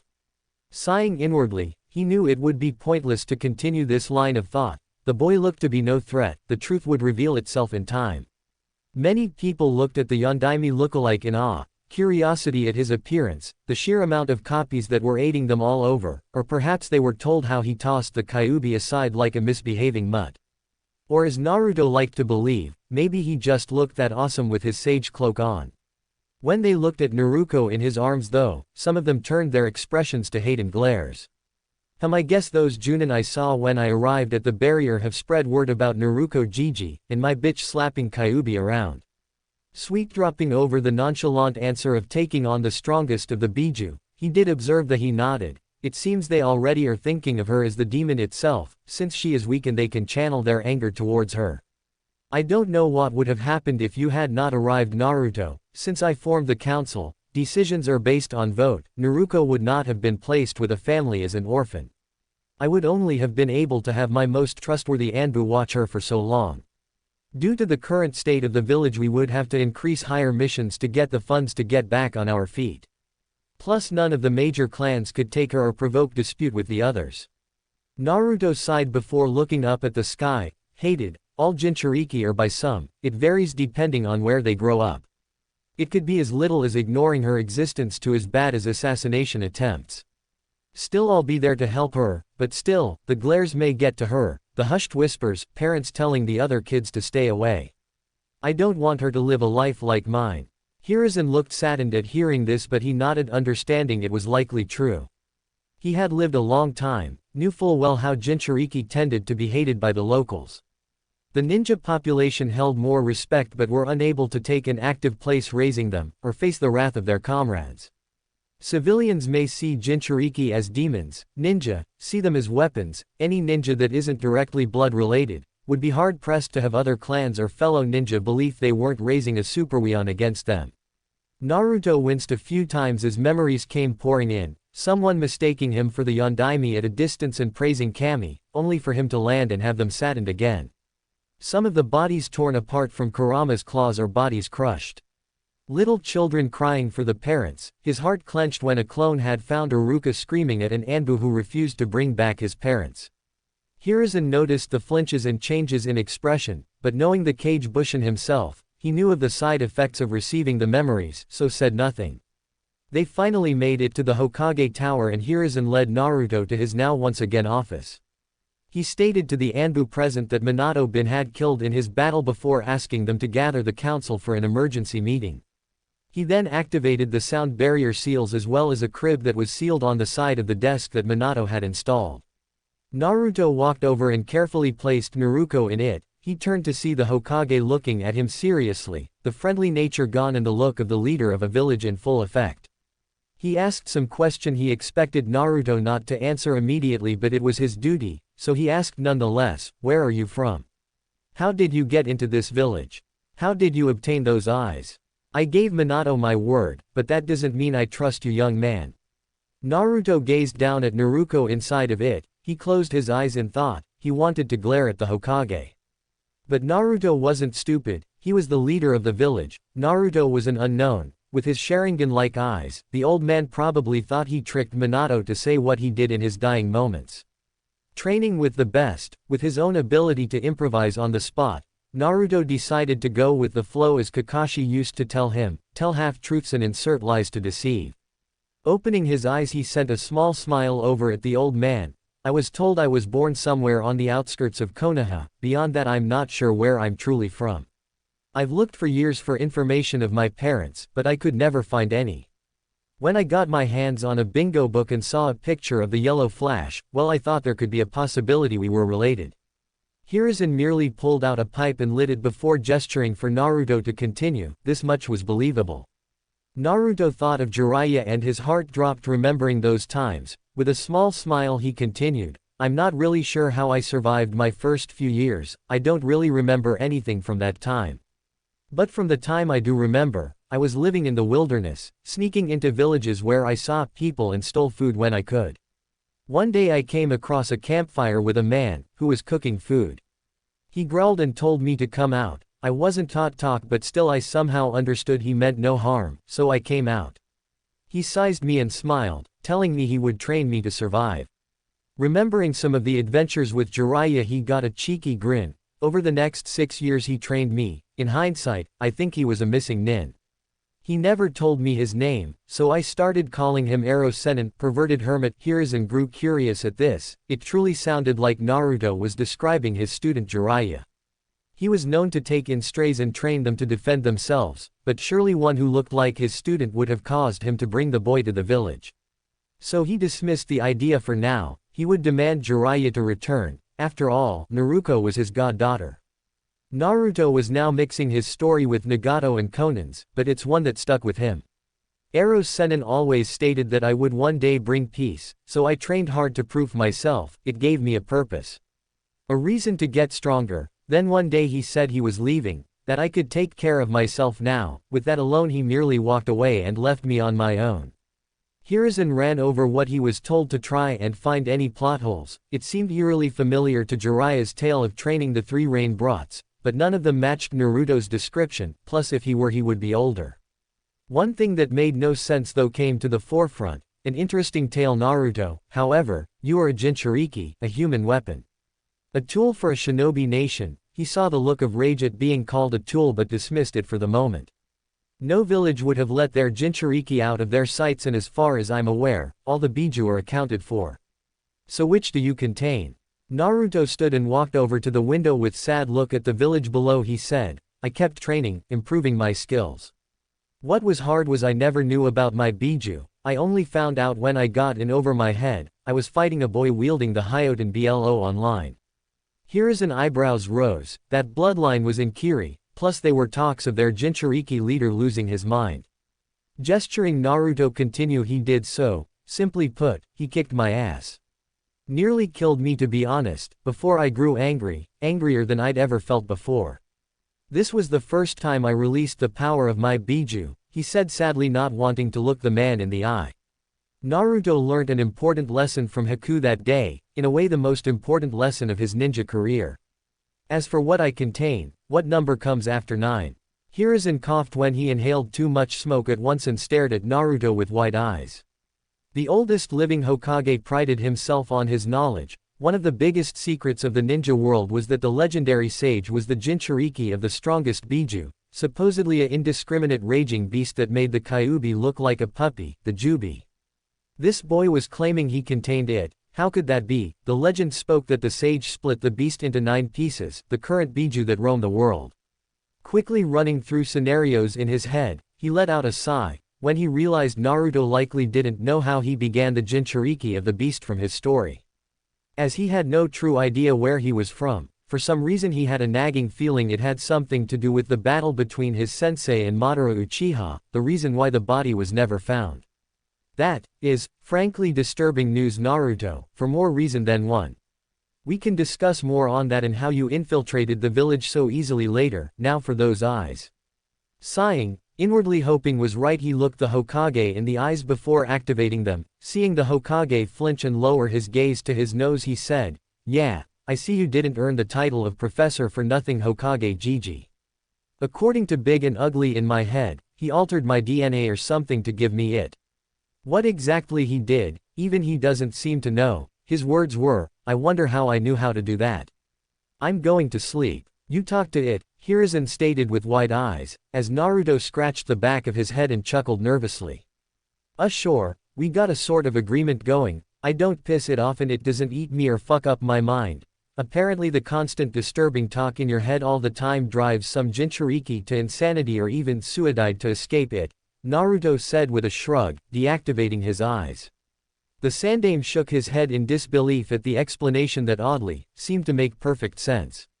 A knock on the door startled the Hokage from discussing this topic further. Naruto, your backstory we created during our walk here, about you being Naruto's father. You took on Kushina's name after conceiving young Naruto, so you both have the surname Uzumaki. This is what we will tell the council, understood? I shall handle the paperwork later to hide the trail to the truth. Another knock sounded and Naruto simply nodded. He could sort out the repercussions later. This was an order from his Hokage. The seals deactivated and 3, clearly young Anbu entered into the room. Hokage-sama, the council is waiting for you in the chambers. The Anbu all turned to Naruto and proceeded to stare at him. Naruto meanwhile would recognize one of them anywhere. That silver hair gave it away. He never understood why Anbu never hanged their hair while on duty. It's not like gravity-defying hair was common in Konoha, Kakashi's. I assume, he stopped himself from saying sensei just in time. Minato told me about you. I thought you would be taller though. Naruto honestly never remembered how old Kakashi was, but judging from his size and height, we would be around mid-teens. Nonetheless, Naruto gave him a bright smile and scratched his head nervously. Kakashi gasped at what he just heard. How did this blonde guy guess his identity? He might not have been in Anbu long, but still, he was in his getup. Meanwhile one of the other members chuckled. causing Kakashi to turn and glare at him, which provoked loud laughter. Hiruzen himself couldn't help but chuckle before he stated, "You can remove your mask, dog. You too, Eagle, Cat, tell the council we are on our way." The youngest of the three Anbu saluted before leaving out the door. Turning to the remaining two, Hiruzen continued, "I thought you might like to meet you sensei's relative boys." "How did you know it was him, Naruto?" Naruto blinked in surprise, looking curiously at Eagle. The young man knew both his sensei's teammates died during the Third War. Did his father take on other students before he became Hokage or something? "Hokage-sama, does that mean sensei, is he?" Hiruzen sighed before nodding sadly. "Yes, Obito, I'm afraid he sacrificed himself to seal the Kyuubi into young Naruto there. I know it must be hard for you both."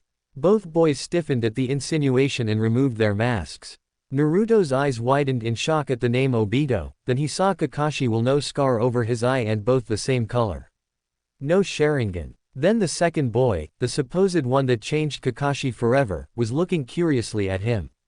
"Sharingan activated. I see, then I swear to protect Sensei's legacy with my life," the Uchiha stated seriously and nodded respectively to Naruto. "So you're related to Sensei?"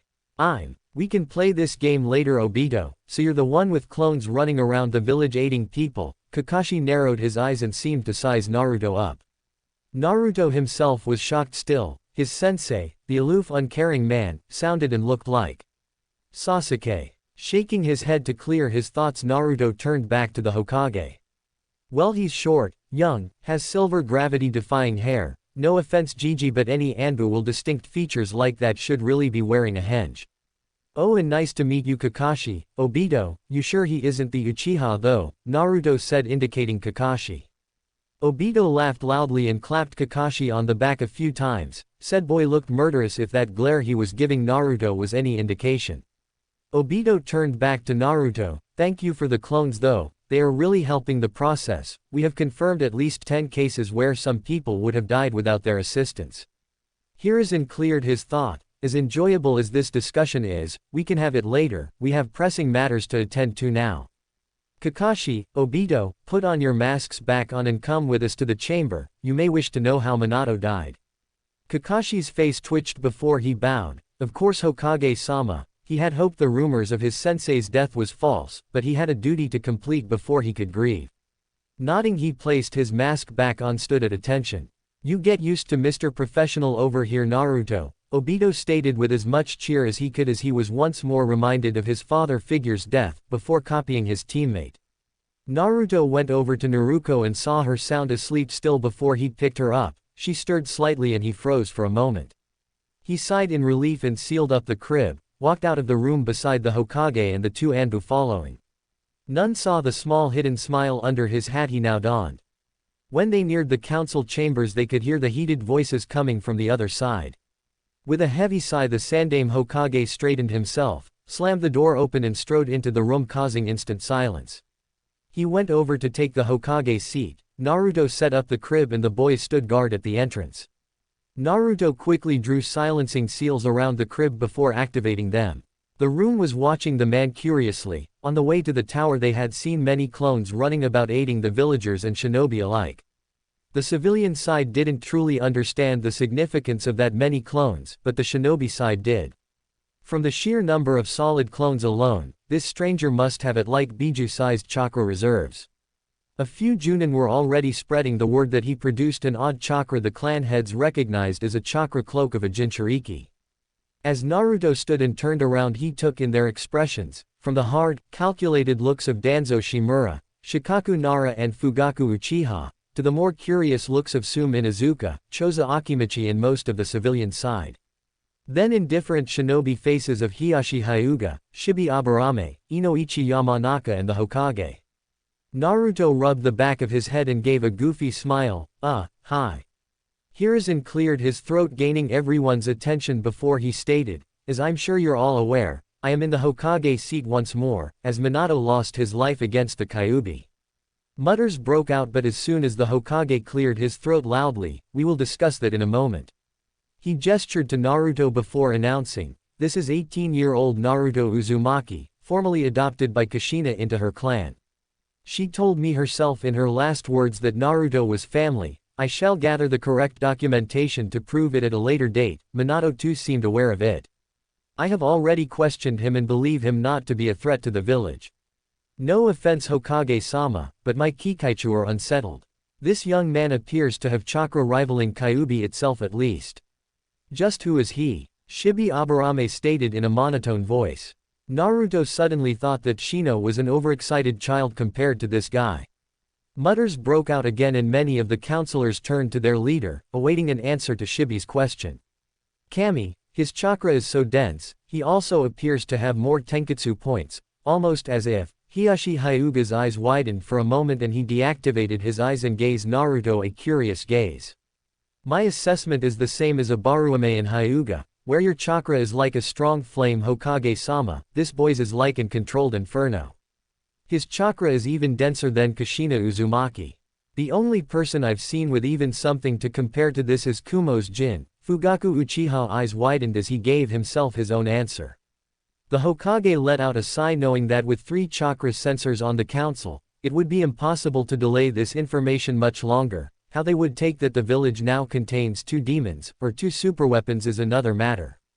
Shikaku then raised his head and asked, can you prove your claims Yondaime-sama or Kushina knew you? How do we know that they really trusted you? The Hokage might believe you, but we aren't the Hokage.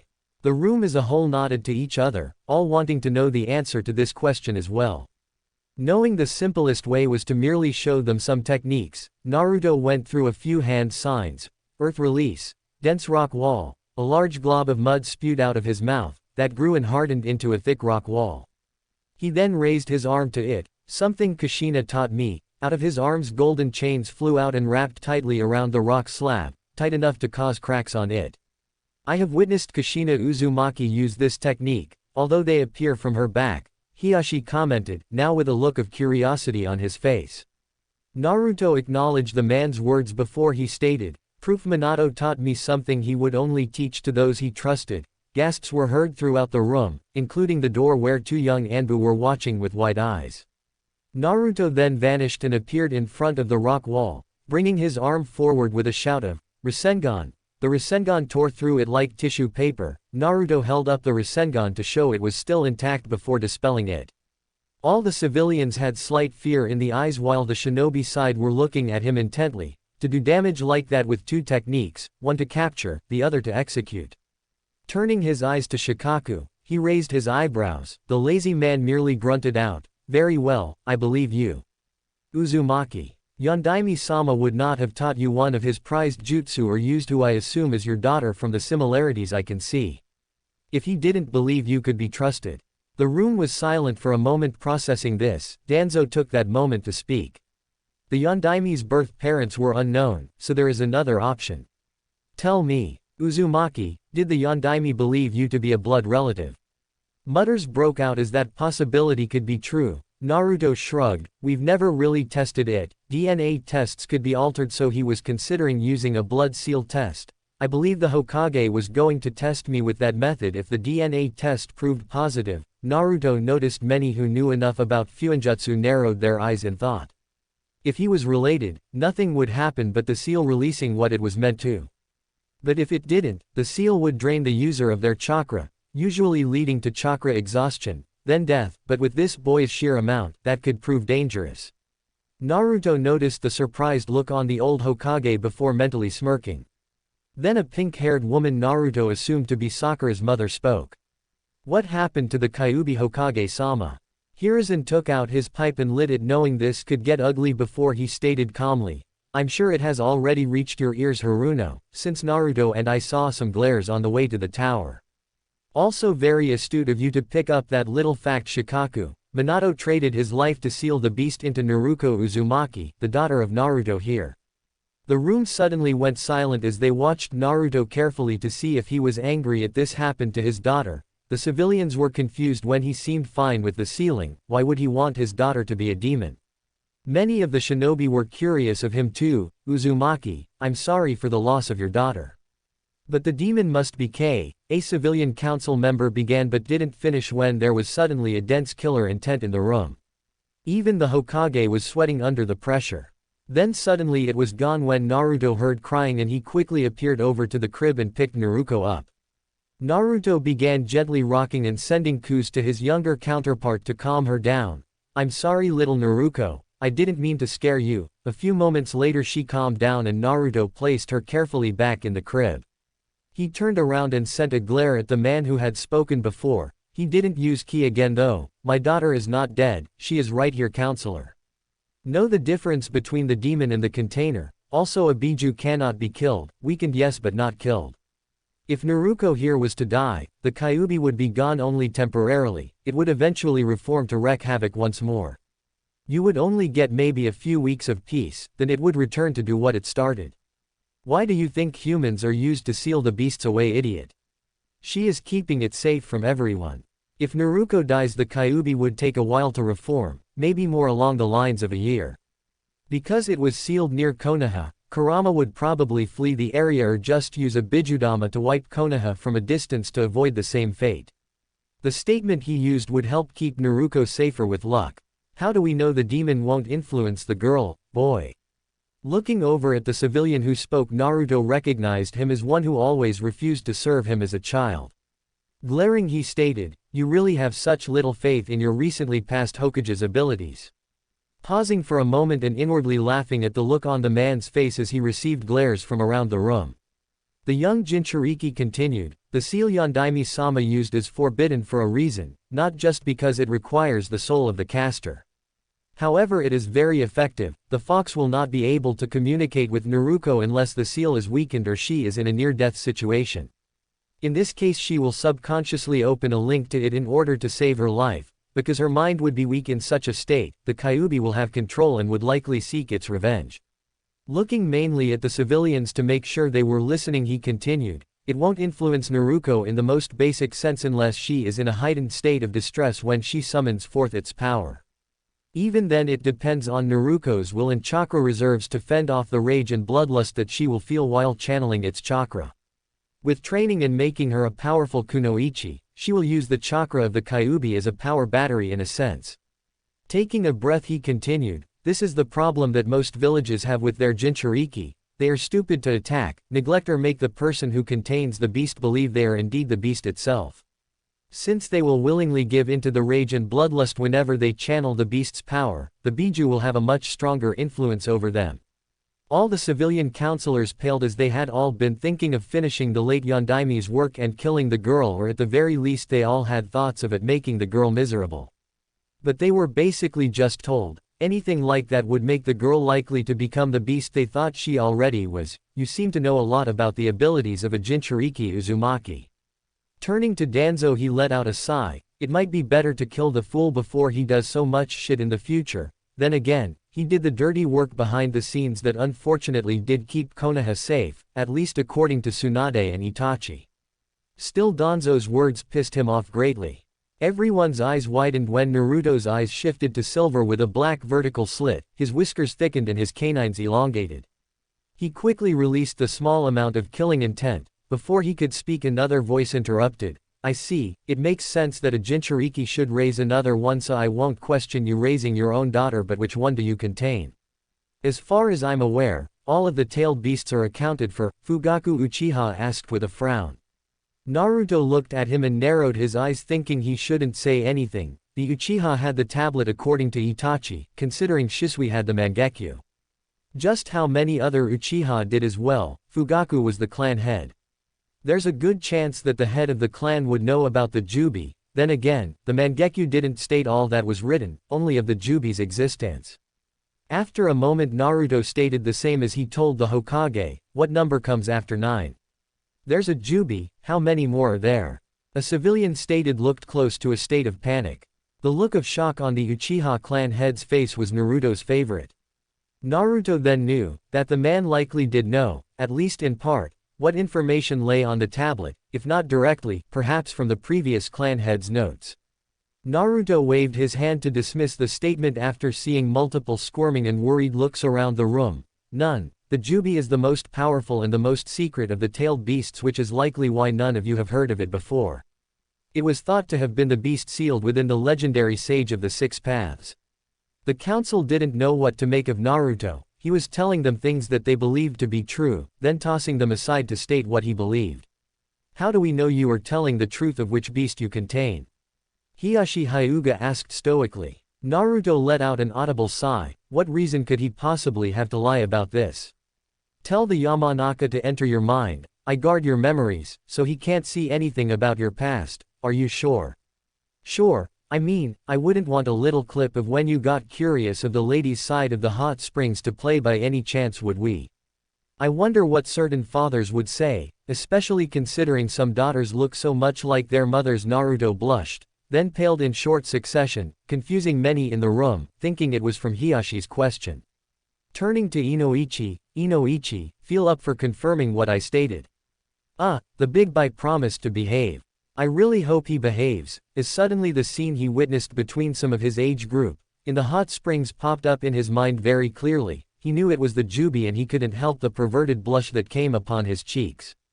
How did you know who I am? The blonde mind master asked with a frown of his own. This was starting to piss Naruto off a bit. He showed Minato apparently trusted him, so why wouldn't he talk about those that served on the council to advise him? Seriously, it was stupid on their behalf. Naruto, despite his irritation, calmly replied, for one, if Minato trusted me enough to teach the Rasengan and advanced Fuinjutsu, then why wouldn't he tell me of the important figureheads of the village? But if you must know, I figured out you were a member of the Inoshika Cho trio Minato spoke highly of, that was made famous in the last war, especially when Shikaku there binded me with his shadow with you and Shuza flanking him, said shadow user muttered out, troublesome. Inoichi turned to the Hokage who nodded before he walked over to Naruto and placed his right hand on his forehead. The room was silent waiting for confirmation. Inoichi appeared in a barren wasteland, everything seemed darker than it should be. Nothing appeared to be around except for the small foliage of trees in the distance. This was where he assumed the memories were. Confusion hit him as to why Naruto would have a mindscape. Most people he could just touch their mind and access the memories. Some extremely skilled shinobi could create mindscapes but never in one so young. Being a ninja he cautiously approached the trees while gazing the area. His instincts told him to turn so he did so and gaped at what he assumed should be the moon. Instead it was like a giant eye. Watching the area intently, it looked like some sort of mutated Sharingan. A low growl was heard and Inoichi stiffened, a massive boom and the ground shaking beneath him. He knew what it must be. Turning around slowly, the man who considered himself mentally prepared for anything stared in complete fear at the creature in front of him. He just earlier today stood in front of the Kyuubi but it held nothing to this feeling. The beast seemed to be shrouded in darkness, with a body matching the Kyuubi. That's where the similarities ended. This creature, had a head with multiple spikes coming off it, making it seem darker than Kyuubi, more demonic. As if sensing this, the beast smiled, showing off its razor-sharp teeth that seemed to cover its entire jawline, then its single eye opened. Gazing intently at him, "What's wrong, boy?" Inoichi fled the mind immediately as he saw the eye. "Okami, Uzumaki, what the fuck is that? Why isn't that thing in a cage? I've never heard of the beast being loose in one's mindscape. What's to stop it affecting your mind?" Naruto inwardly sweat dropped. "What did you do?" Asked him what's wrong. Sighing, he decided to answer a mixture of the truth with his knowledge of the Yamanaka beliefs to satisfy the man. "My mind, my rules. Beastie gets a greater taste of freedom within my mindscape. I can use his chakra with my own when I need to, makes our existence together more bearable. You should know mind defenses utilize chakra. What did you think I meant when I said chakra can stop the influence of the beast?" "Well, Inoichi-san, did this, beast, have 10 tails? Also could you describe it?" the Sandame asked of the mind jutsu user. The mind user gave a stiff nod. "Hokage-sama, that thing makes the Kyuubi seem like a puppy." White eyes met his statement as he went on to describe it. When he got to the eye description, Fugaku's eyes activated his Sharingan and he looked at Naruto intently. The aged leader nodded back. He thought of what Naruto told him before about the treatment of Jinchūriki. Giving the council a harsh glare, he stated, "Very well. At this point, the word of what you and your daughter likely are cannot be prevented, Naruto. However, as of now I am making it law under penalty of death, that no newcomer to the village, any child under the age of 2 and any future children born within Konoha, shall be told the truth of our newest Jinchūriki duo. The council was in an uproar, the civilians shouting about the safety of the children. The shinobi side merely watched Naruto's reaction and some sweat dropped when he appeared to not be listening. Silence, the Hokage roared after the civilian side didn't look to be calming down. They will not learn of the Kyuubi being sealed in young Naruto.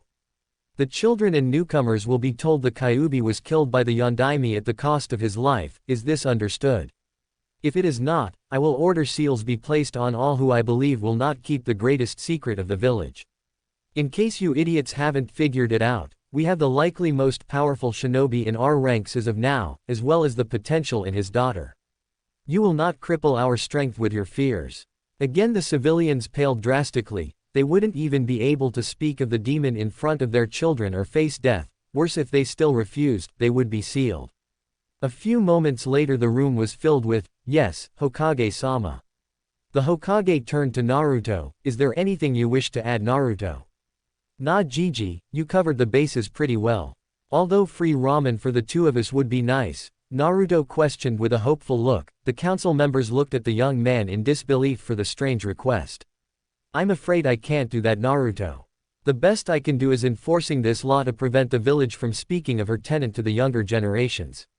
Naruto let out a sigh but nodded while looking at the civilians. "Well, there might be one thing. Will there be repercussions if I kick the asses of any civilians or ranked ninja that try to harm me or my daughter?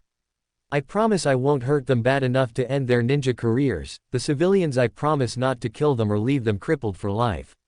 "You cannot seriously consider this, Hokage-sama," one fat civilian roared in protest, actually standing to his feet. This killing intent filled the room once more, cutting the man's sentence, but it lasted mere moments. "I deserve the right to protect my child. What would any of you do if you were not allowed to protect your children if you had the power to do so?"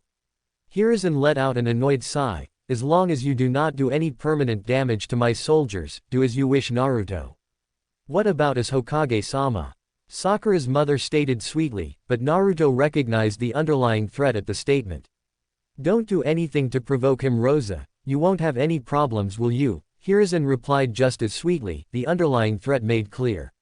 When no one disputed any further he nodded, "Very well. Then." The Hokage let out an annoyed sigh as his old teammate spoke. "I agree with the law, of course, Hokage-sama, but with both of them we now have an advantage over the other villages. Such a secret should be kept as hidden as possible. Should we not do the sealing anyway? What if word of our village holding the two most powerful Biju in our possession? The other villages may once again rally together to wipe us out," Homura stated. Many of the civilians once more broke into angry outbursts. "We would lose faith of our people, Homura. That would not be wise to seal them. However, perhaps we should train young Naruto to be our weapon," Dan Kaharu began to explain. "I'm afraid there is no better teacher than me in this case. As I am a new shinobi in your ranks, I have no doubt I will be tested. Give me the best fighters you have, I will show you my skill." The confidence in his statement caused the elders to glare at him in rage, but they too wished to see his skill set. So they let his disrespectful interruption slide this time. "Naruto, what rank ninja are you? I have my suspicions after seeing you overpower the Kyuubi, but I wish to hear what you have to say." Naruto's eyes widened at that while the rest of the room looked at him in shock. He forgot he wasn't a ninja in the village right now. He thought about it and couldn't actually think of how strong he was. He had always been a genin, but he could beat multiple cage-level shinobi, and that was only using Sage mode. Since he mastered the Kyuubi and learnt quite a number of high-level jutsu, what level did that put him at? Looking at the Hokage after some thought, he stated, "Well, I never actually thought about it before. I have a very large repertoire in ninjutsu, taijutsu styles and fuinjutsu from all the hidden villages from over the years of travel, insane chakra reserves. I have fought and defeated multiple cage-level opponents. That's using my base skills, so not even including the Juubi's chakra. Thanks to my abnormally high chakra reserves, I can use all 5 chakra elements, although my main affinities are fire and wind. The other 3 elements need way more chakra than they would normally need to work, but even my strongest attacks don't dent my reserves enough to bother me too much. Because of the chakra beast in me, I have an extremely high cellular regeneration, making wounds heal quickly, and since I got an agreement with Cyclops, I don't get harmed from overexposure to using his chakra. I have fought and beaten other Jinchūriki before, as well as giving a fully released Biju a beat down, as I did with Kyuubi earlier, although the furball was weakened considerably by Minato. That's probably the lot. I think. The eyes in the room kept growing bigger as he kept talking. Hiruzen even had dropped his pipe from his mouth as the list kept growing. Soon enough Shuza burst into insane laughter. You might be called the Kami no Shinobi Hokage-sama, but this boy sounds like he is Kami. Murmurs of agreement were muttered. Jinchūriki were known for being powerhouses, villages' secret weapons, but this young man was more like a god than a mere man. The civilians were literally inwardly shitting themselves, wondering how they could convince their peers not to make this monster their enemy. All eyes turned to the Hokage as Shuza's laughter continued. The large man managed to calm himself to listen as the Hokage spoke. Naruto, you had the Kyuubi stuttering. You broke through at S-rank barrier jutsu with one attack in ease, created an army of Kage Bushin, and you are a Jinchūriki of the most powerful Biju in history. You state that you can use all 5 elements. If the powers of other Jinchūriki are any indication, you will likely gain a Kekkei Genkei in the future if you haven't already. A significant look was given to Naruto here that made the young time traveler want to roll his eyes. I think it's easy to say you are well above Kage level, but as I am the Hokage, I'll be giving you the rank of elite Junin. Is that acceptable to everyone? He asked while gazing around the room that occupants were still looking at Naruto in shock. Hiashi looked calm, but if the body twitches he was experiencing, he looked kind of constipated. His Byakugan kept flickering on and off again as if he were arguing with himself. Fugaku had his Sharingan activated, seemed to be trying to see through him or something. Naruto had a feeling the head Uchiha was trying to figure out if Naruto could somehow be convinced to aid them gain power. It was pretty obvious their coup would fail if Naruto was in league with the Hokage. Sum was giving him a seductive gaze as she was seeing him as the ultimate alpha male. The fact he contained a raging feral beast that happened to be the strongest of all just added to the appeal for her. The civilians were looking at him in fear, knowing he could kill them with ease if he wished to, and no Anbu or ninja could protect them. Shikaku was sweating, realizing if Naruto had seen him and his friends as a threat earlier, he could have wiped them out with ease. Danzo, Homura and Kaharu were all inwardly seething, realizing the young man would not be easily manipulated or controlled by them. Hell, if he was as skilled as he claimed in Fuinjutsu, the boy might even break out of their methods of forceful control. The only way would be through his daughter, but no doubt he would turn against the village if they did that. They could only hope he did not become their enemy. With his strength and possible relation to Minato, he could very well be the next Hokage sometime in the future too, so they had to play their cards right. When the Sandaime heard no objection, he stated, "Very well then, I officially welcome to the village elite Jonin Uzumaki Naruto. Come to my office, Naruto, so I may present your vest and headband. There is also that matter of blood relation and accommodation to discuss." No one disagreed with the Hokage's statement before he nodded and stated, "Shikaku, I need you to get a summary of our current forces and how many losses we suffered. We need to set up defensive measures in case of another village taking advantage of our weakness. I want your clan members working on a way to improve our defenses during the rebuilding process." Once the order was acknowledged, he continued, "Fugaku, Hiashi, Shibi, Sum, Shuza, we need you and some of your clans to aid in the recovery process. There may be some survivors that have yet to be found. Naruto, can you lend more clones to help out for the brunt work? Inoichi, you and your clan will be working overtime tonight. Some things were witnessed tonight that will need your clan's expertise to help stabilize. Permission authorized to alter or block memories as you see fit. The rest of you, if you have able bodies medically trained, spread the word, get them to the hospital. We have many injured in need of treatment." Meeting adjourned, we will make an announcement to the village in the morning. Anbu, notify the populace of the summoning and to gather at the Hokage Tower at 0800 hours. The counselors began to file out of the room after the dismissal, all still eyeing Naruto, a few of the civilians looking at both him and the baby behind him. When Naruto looked at them, they paled and walking quickly to get out of the room.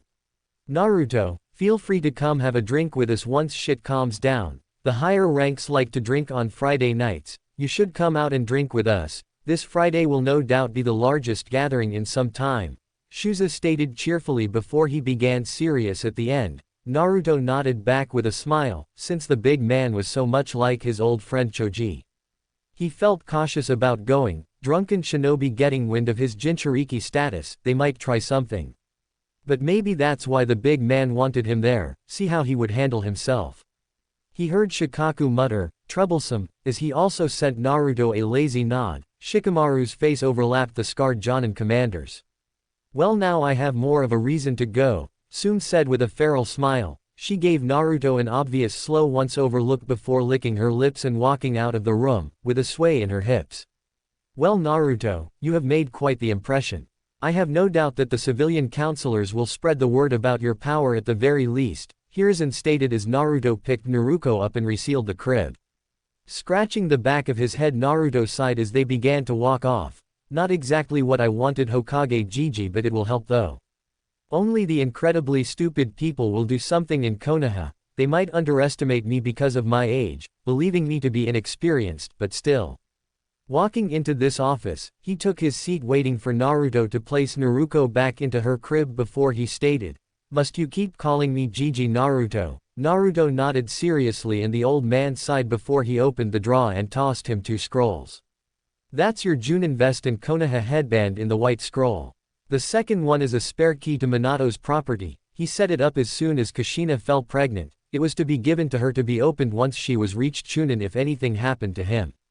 The instructions to his property and how to get in, plus this can be like a test of sorts. It has a. Hiruzen's eyes widened when Naruto merely bit his thumb and wiped it on the seal. It glowed for a moment before vanishing. Well, that answers the question on whether you really are related to Minato, but it was reckless of you. It would have poisoned you, had you not been a relative. Naruto just put on a big grin before reading the contents. Juubi would have purified his blood of poison anyway.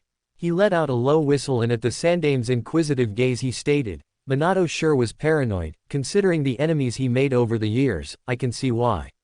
Let's see, perimeter seals, blood seals on all the doors and windows. There seems to be some altered blood seal on the gate, and if this is right, there's even an impressive seal that I believe keeps up a powerful barrier surrounding the property like the one he used to keep you out while he faced Kyuubi. Another of these is on the inside of the house in case someone made it through the gate. Book look like they require chakra regularly to maintain. No wait, it stores chakra and slowly uses it up like a battery. Clever. There is technically no limit to how much can be stored then, since seals use diamond. Never mind. According to the amount he usually stores in it and assuming it is full now. It would fail in 4 years. Hiruzen sighed. In other words, the place would have been ransacked or destroyed as soon as they fell, likely by the shinobi hoping to learn the Yondaime's secret techniques. Greed is a common trend in the shinobi world. Also, Minato didn't trust banking systems in the elemental nations, so he kept all his money in the house.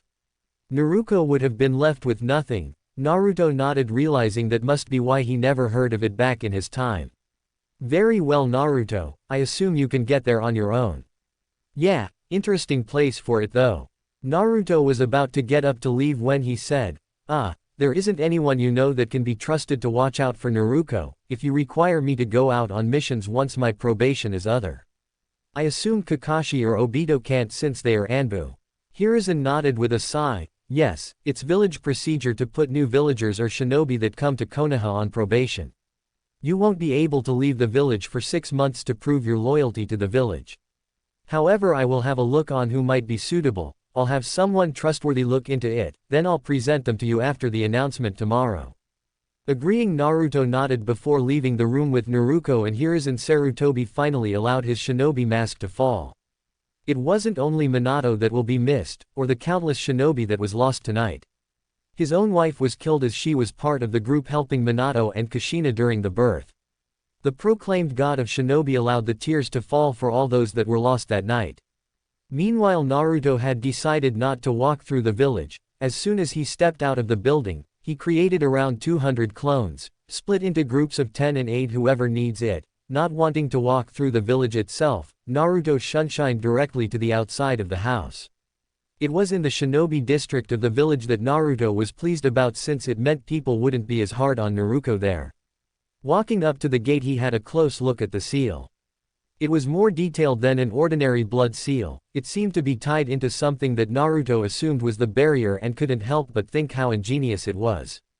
He tried to touch an area around the seal and found that the barrier was indeed there. It was very impressive in design. It prevented anyone from getting access to the property unless they had the former Yondaime's blood or Kushina's, since Minato was an orphan and Kushina was the last of the Uzumaki clan, well besides technically Tsunade anyway. Biting into his thumb he wiped it over the seal and it glowed before there was a slight shimmer all over the gate before it literally vanished in a poof. Curiously he turned around and slowly walked backwards through the new opening. As soon as he passed the threshold, the gate returned with a poof and the barrier shimmered. Naruto then walked to the two-story house, eyeing out the area around it and took note of the room available. Hell, he could probably summon Gamabunta if the barrier design was correct in its dimensions, with room to spare. Looking at the seal on the door, he once more swiped his hand on the seal on the door. Once it glowed and vanished, he stepped inside. He smiled lightly at the simple soft colors and simplistic design. Walking through the entrance hallway he saw stairs straight ahead and to his left a simple living area with a few pale blue couches. Past that was the kitchen. After thoroughly looking through it, saw it was fully stocked with decent food and cooking utensils.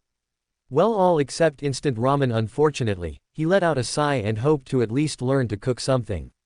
He never had any need to learn to cook, since he could never afford to buy the simplest foods for the ridiculous prices he was charged in his own childhood. He would learn this time for Naruto's sake anyway.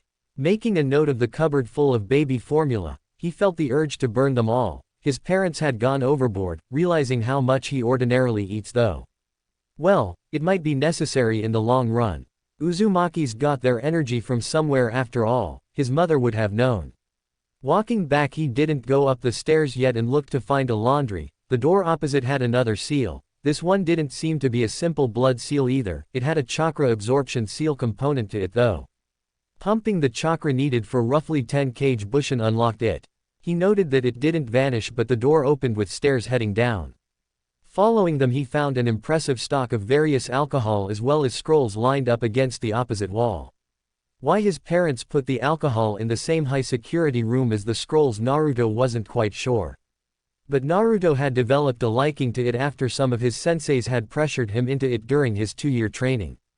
Oddly enough he could still get drunk, it just took much more than a normal person. B said it was because the Biju feel the effects they do. He told a story of the drunken rantings of Hachibi, well from what B could actually remember.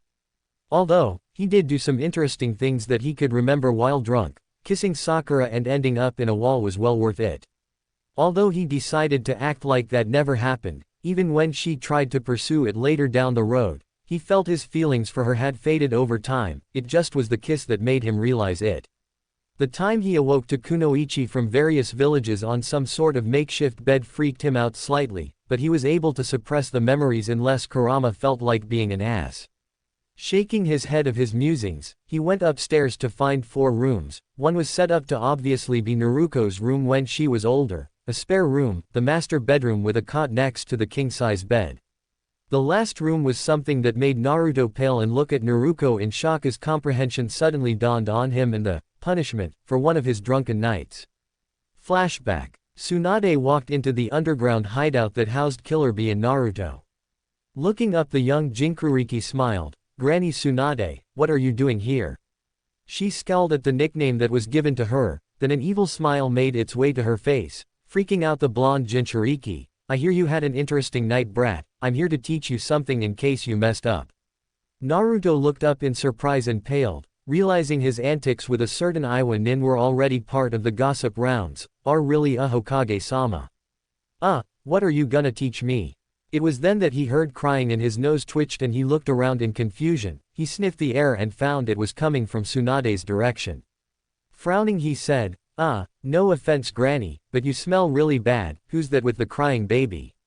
The woman looked like was about to stomp over and beat him into the ground, then a moment later it was gone. The evil grin came back again.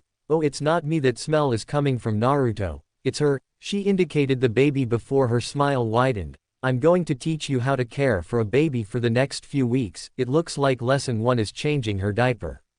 W equals what? Why do I have to learn that? Naruto demanded, eyeing the baby like it was her fault. Tsunade began to cackle darkly. "This is your punishment for falling for some hussy's tricks, trying to flee here 5 times to escape other kunoichi I've heard stories from. And just because I want to, now come here so I can show you." Naruto started to back away slowly. get here, now. Naruto took off running around the base with Tsunade after him. 15 minutes later Tsunade was dragging a kicking and screaming Naruto who looked like he had been hit by a sledgehammer in the face repeatedly, back to the baby, while she was chuckling darkly and the attendant with the baby looked on in worry.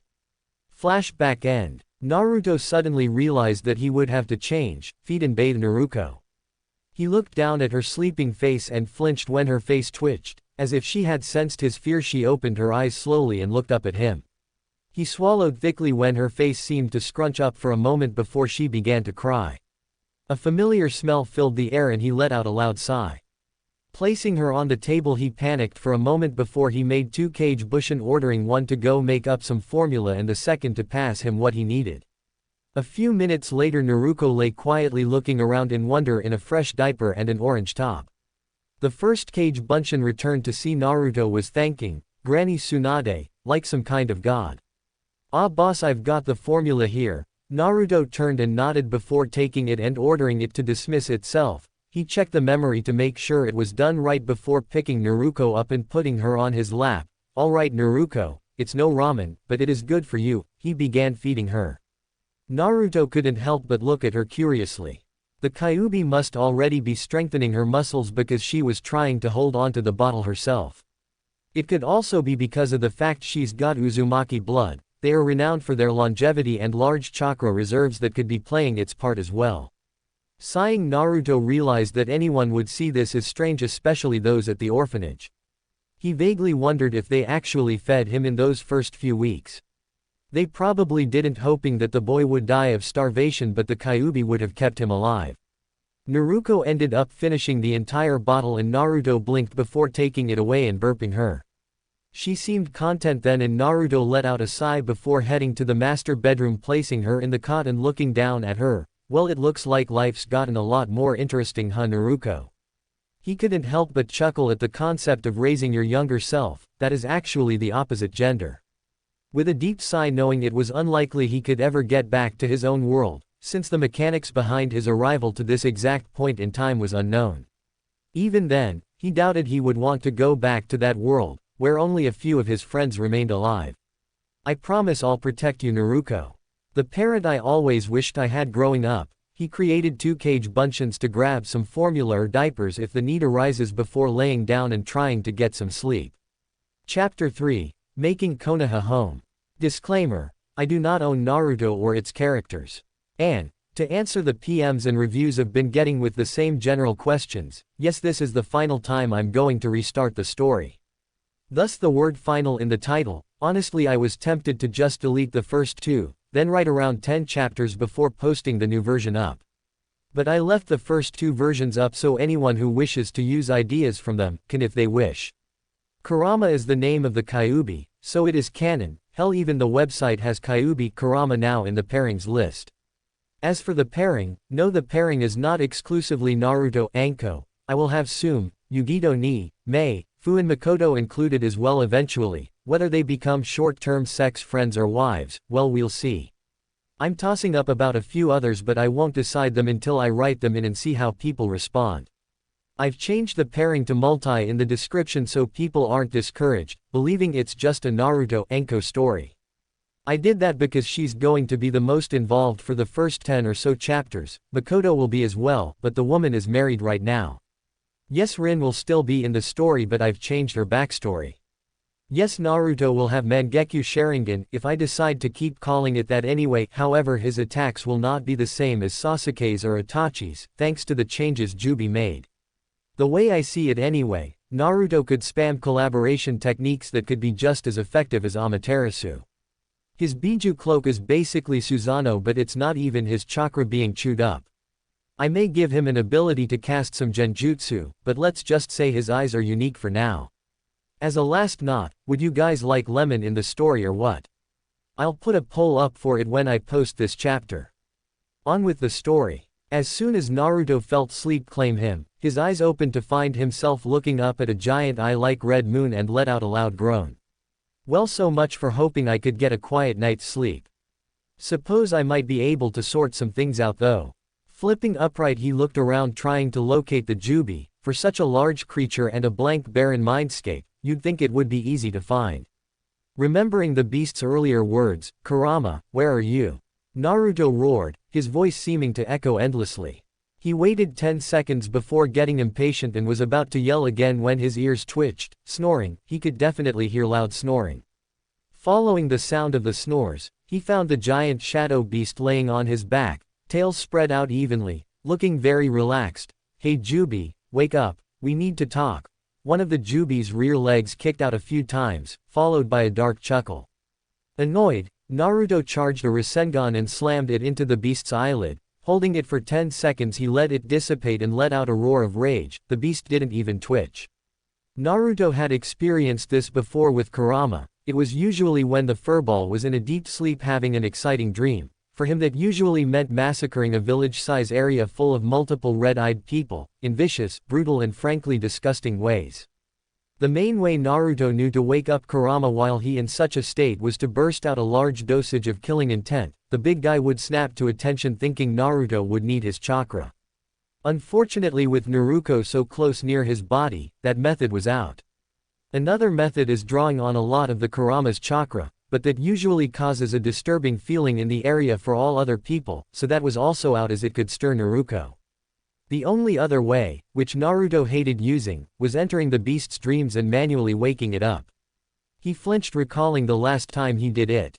Sighing in resignation since he wanted some answers, Naruto placed his hand on the beast's, well it sort of looked like a nose, and let his mind meld with his giant partner, thank you Ino Yamanaka. He appeared on top of a giant lake surrounded by mist. Curious why he couldn't hear any screams or dark laughter, he closed his eyes and pushed out his senses, his eyebrows raised when he heard a feminine voice, "Oh Juubi Dono, which one of us won that round?" Dark chuckling echoed throughout the area. Confusion filled Naruto's mind. Where were the painful screams and dark laughter? That chuckle was sounded familiar though, usually when Kurama was having his little Uchiha begging for mercy before he slaughtered them. Shrugging his shoulders Naruto made his way through the mist towards the area of the voices. "Impressive, you are both very skilled." Again the beast let out a stream of short chuckles. "Yugito, you showed some unorthodox techniques that had explosive results. But Mito showed the Uzumaki endurance to outlast those moves, as well as showed her own years of experience in the field. Mito is the winner, next round, begin." Naruto's eyes widened. Yugito was the name of one of the Jinchūriki he met, well more like their resurrected bodies, but he did speak to her briefly. Mito. As in Mito Uzumaki, the first Jinchūriki of the Kyuubi. Why would the Juubi be dreaming of them? It sounded like he was holding some sort of tournament. Not exactly Kurama's style, but he did have personalities of 8 other Biju as well now, each of them sealed within their own Jinchūriki, now as one being. Perhaps this was his new revenge kick. Having his previous jailers beat the shit out of each other. Only Kurama had a really bad grudge against the Uchiha after all. The mist began to thin out and the sound of grunts, slaps and multiple splashes were being heard. Naruto was sure now that Juubi was having them battle from the sounds alone and he felt himself getting excited. He only witnessed the abilities of the Jinchūriki briefly during their battle, as they went into their cloaked forms and full Biju modes shortly after. He was already well aware of Shukaku's abilities thanks to Gaara. Running faster he kicked himself mentally. The Juubi had the experiences of all the other Biju, but that meant access to their Jinchūriki's abilities too, the things he could learn, jutsu that only one with Biju level chakra could use. It was the feeling like the start of his training all over again. Running into the area he halted on the edge of a short waterfall. He immediately saw the massive form of the Juubi directly opposite him, sitting on what looked like some sort of massive throne. Flanked by multiple red-eyed males serving him human body parts. Cringing slightly at the disgusting sight, Naruto could now clearly see what it looked like thanks to the sunlight. Still as black as night as he was in the shadows color-wise, Naruto could now see its main body in greater detail. Like Kurama, Naruto thought the Juubi just had black fur instead of red, but now he could clearly see they were razor-sharp, like Jiraiya's hair when he uses Harijizo. He could also now see the 7 sharp horn-like structures on its head appeared rock-hard, with a darker gray color to them, the fur, non-existent. A feral grin dawned its face showing his white teeth and dark gray lips, bloodstains easily noticeable. Its singular red eye focused intently on the match in front of him. Following his gaze, Naruto's face immediately went red and a small line of blood began to run freely from his nose. Diverting his attention quickly, he saw surrounding what caused his mind to nearly halt, was an insane number of shinobi. No, at closer inspection they were all kunoichi, and he recognized some of them. Mentally preparing himself, Naruto turned back to the middle to witness what definitely looked like the seven-tailed Jinchūriki Fu, wrestling with another red-headed kunoichi, that looked vaguely familiar but had her back to him. This wouldn't have caused the reaction Naruto had, were it not for the fact they were completely naked. The latter woman's hair was split into 9 sections, she let out a battle cry and managed to trip and push Fu onto her back. The woman immediately straddled her and then pinched her nipples. Fu let out a loud moan, resulting in Naruto's legs beginning to wobble slightly. He felt his reaction pulse in protest beneath his clothes. His eyes widened considerably when Fu gained a green chakra coat with one tail. That tail navigated until it was positioning itself behind the red kunoichi's rear. Realizing the intentions of the tail, Naruto yelled out, "What the fuck?" All eyes turned to him and Naruto for some reason felt very nervous for the first time in a while.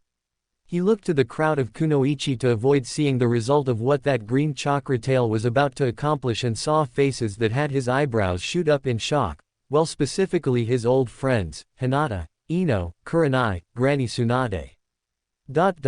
Sakura-chan. Thankfully they were all clothed though, not seeing or hearing the reaction from his friends after they had their names called. Naruto turned back to the naked fighter, in time to see the red-headed kunoichi looking back at him calmly. The young Jinchuriki gasped and let out a quiet, "Mom."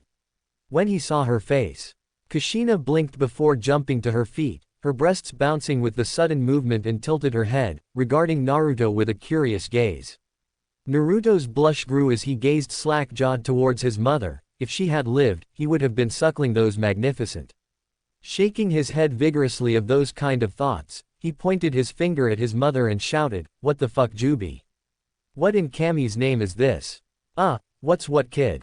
Naruto turned his eyes to the strongest of the Biju in disbelief. He was sure the demon was trying to look innocent, but considering how vicious looking it was, well, innocent was impossible for it.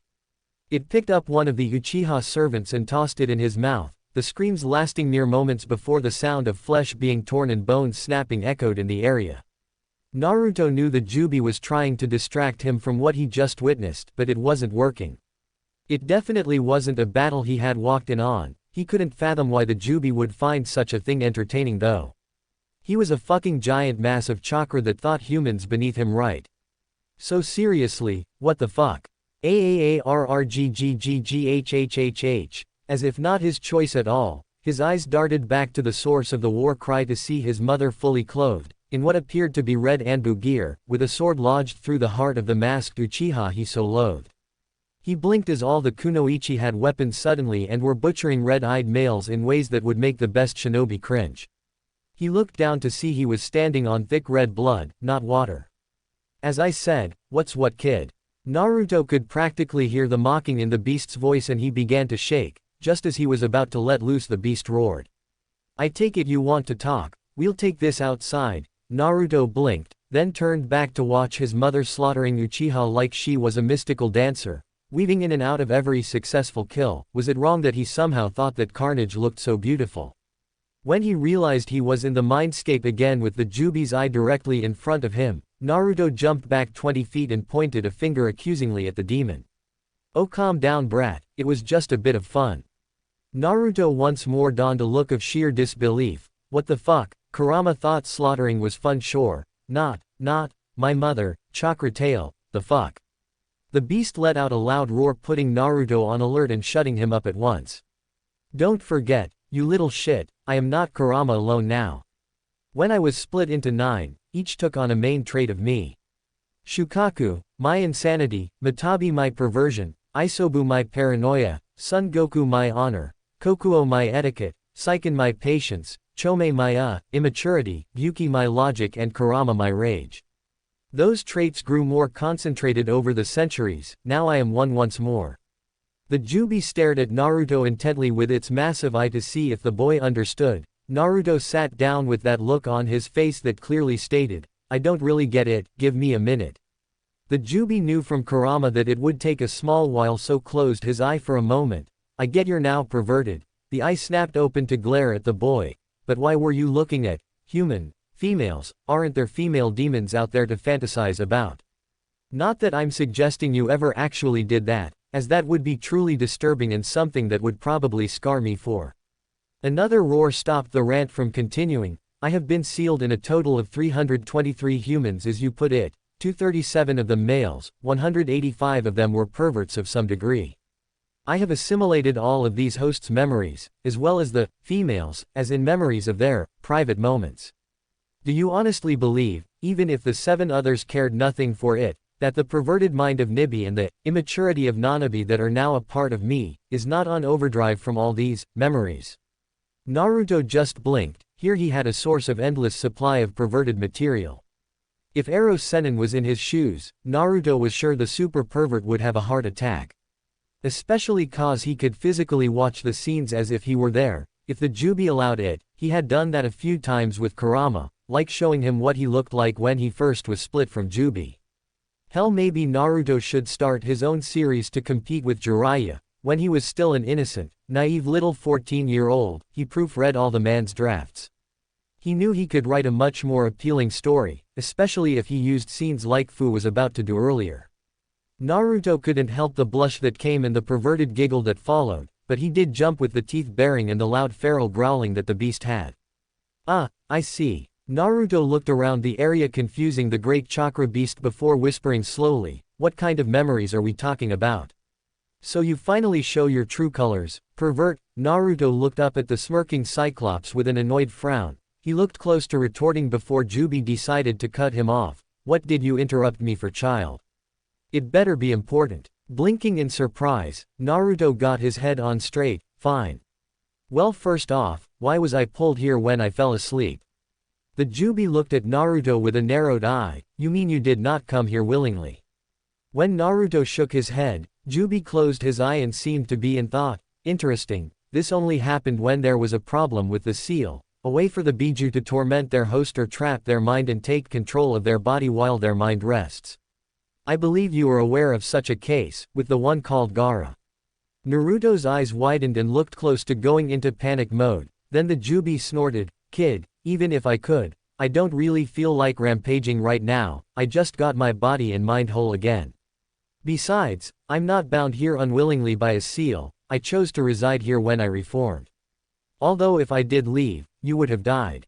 Naruto found this interesting, though it would make sense since he wasn't blown up by the formation of the Juubi as Kurama expected, saying that, if the legends are true, the body that can hold the Juubi is in the moon. Somehow Naruto thought that the Juubi would have had to find a host to reside in even if it wasn't Naruto, as the chakra body constructs of the 9 other Biju were destroyed when they merged. With Juubi's body on the moon, he chose to reside in Naruto rather than the nearest other vessel, the Uchiha. So you want to be in here? Chuckling darkly once more, the beast simply replied, you managed to convince all 9 parts of me to put their faith in you. I am all 9 in one form. I'm interested in what you will accomplish in your lifetime.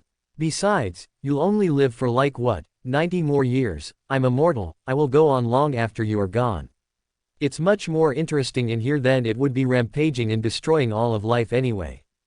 Conceding to the Juubi's point, he wanted to know the next major question floating around in his mind. So these silver Sharingan, what exactly makes them different to the normal one? Naruto's sweat dropped when the bastard began scratching himself before he gave a nonchalant shrug of his shoulders.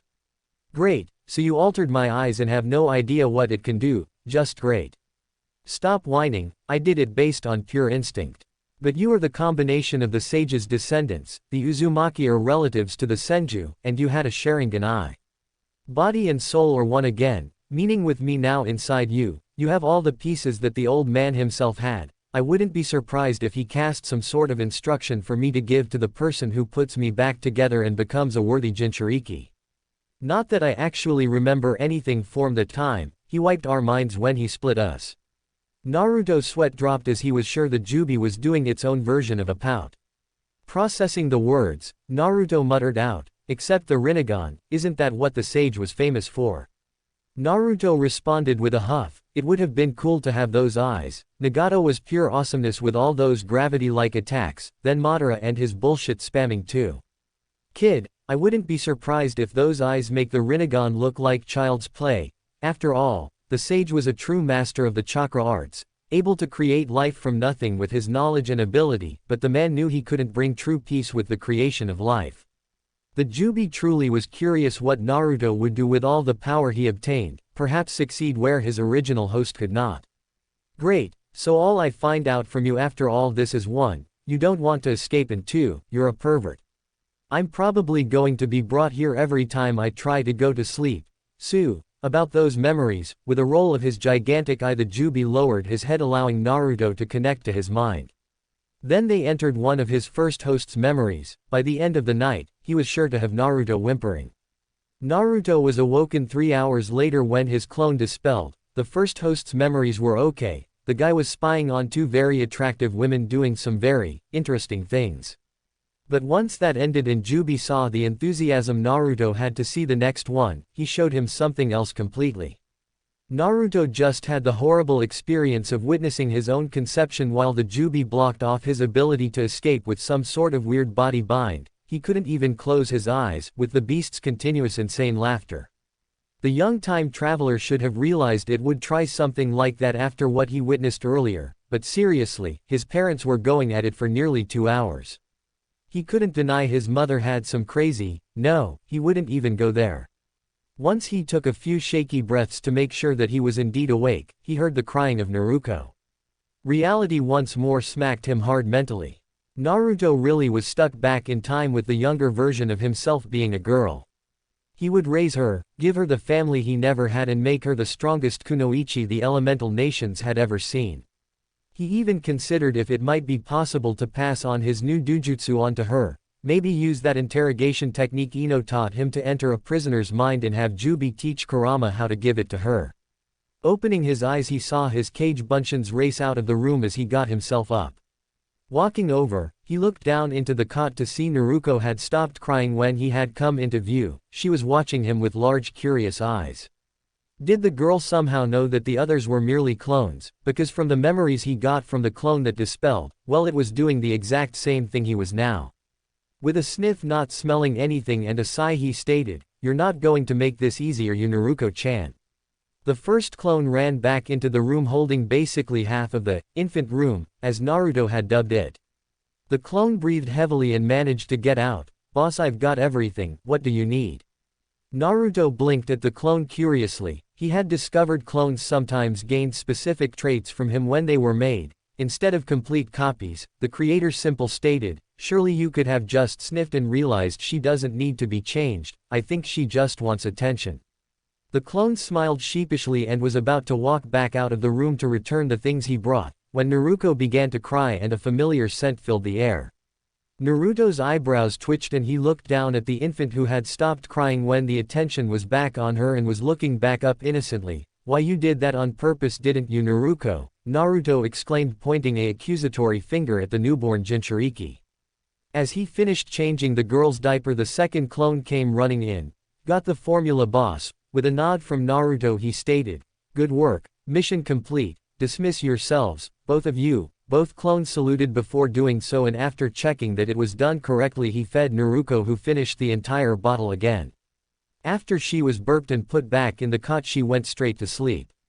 "Who would have thought you would be so good with babies? I wonder if how many the council will try to force you to make when they discover your little eye problem," Juubi teased after watching his host handle the younger opposite gender self. "You can thank Granny Tsunade for that," Naruto responded before he paused. "Fuck. They're going to make me do the CRA. With me being a male and last of the clan, I don't have the excuse of being the hated demon this time." He created 3 more cage buncheons. "Alright, you know the drill." Instead of going back to sleep, however, he made his way out of the room. "Where are you going, boss?" one clone asked as his creator turned back to the 3. Giving a sheepish grin and scratching his head he muttered, "I don't think I can go back to sleep anytime soon, besides, need to recharge the barrier seal. Key to the perimeter seal so I can sense what happens like Minato apparently could, plus to do an inventory of what we got here. I haven't eaten since I got here, Food and distractions are needed. After that, all the Narutos shivered as the loud moans that seemed to reappear in their minds. The clones saluted and Naruto headed down to the basement first. He did want to do an inventory check, but he really needed a drink now too. Who gets turned on from witnessing your own conception?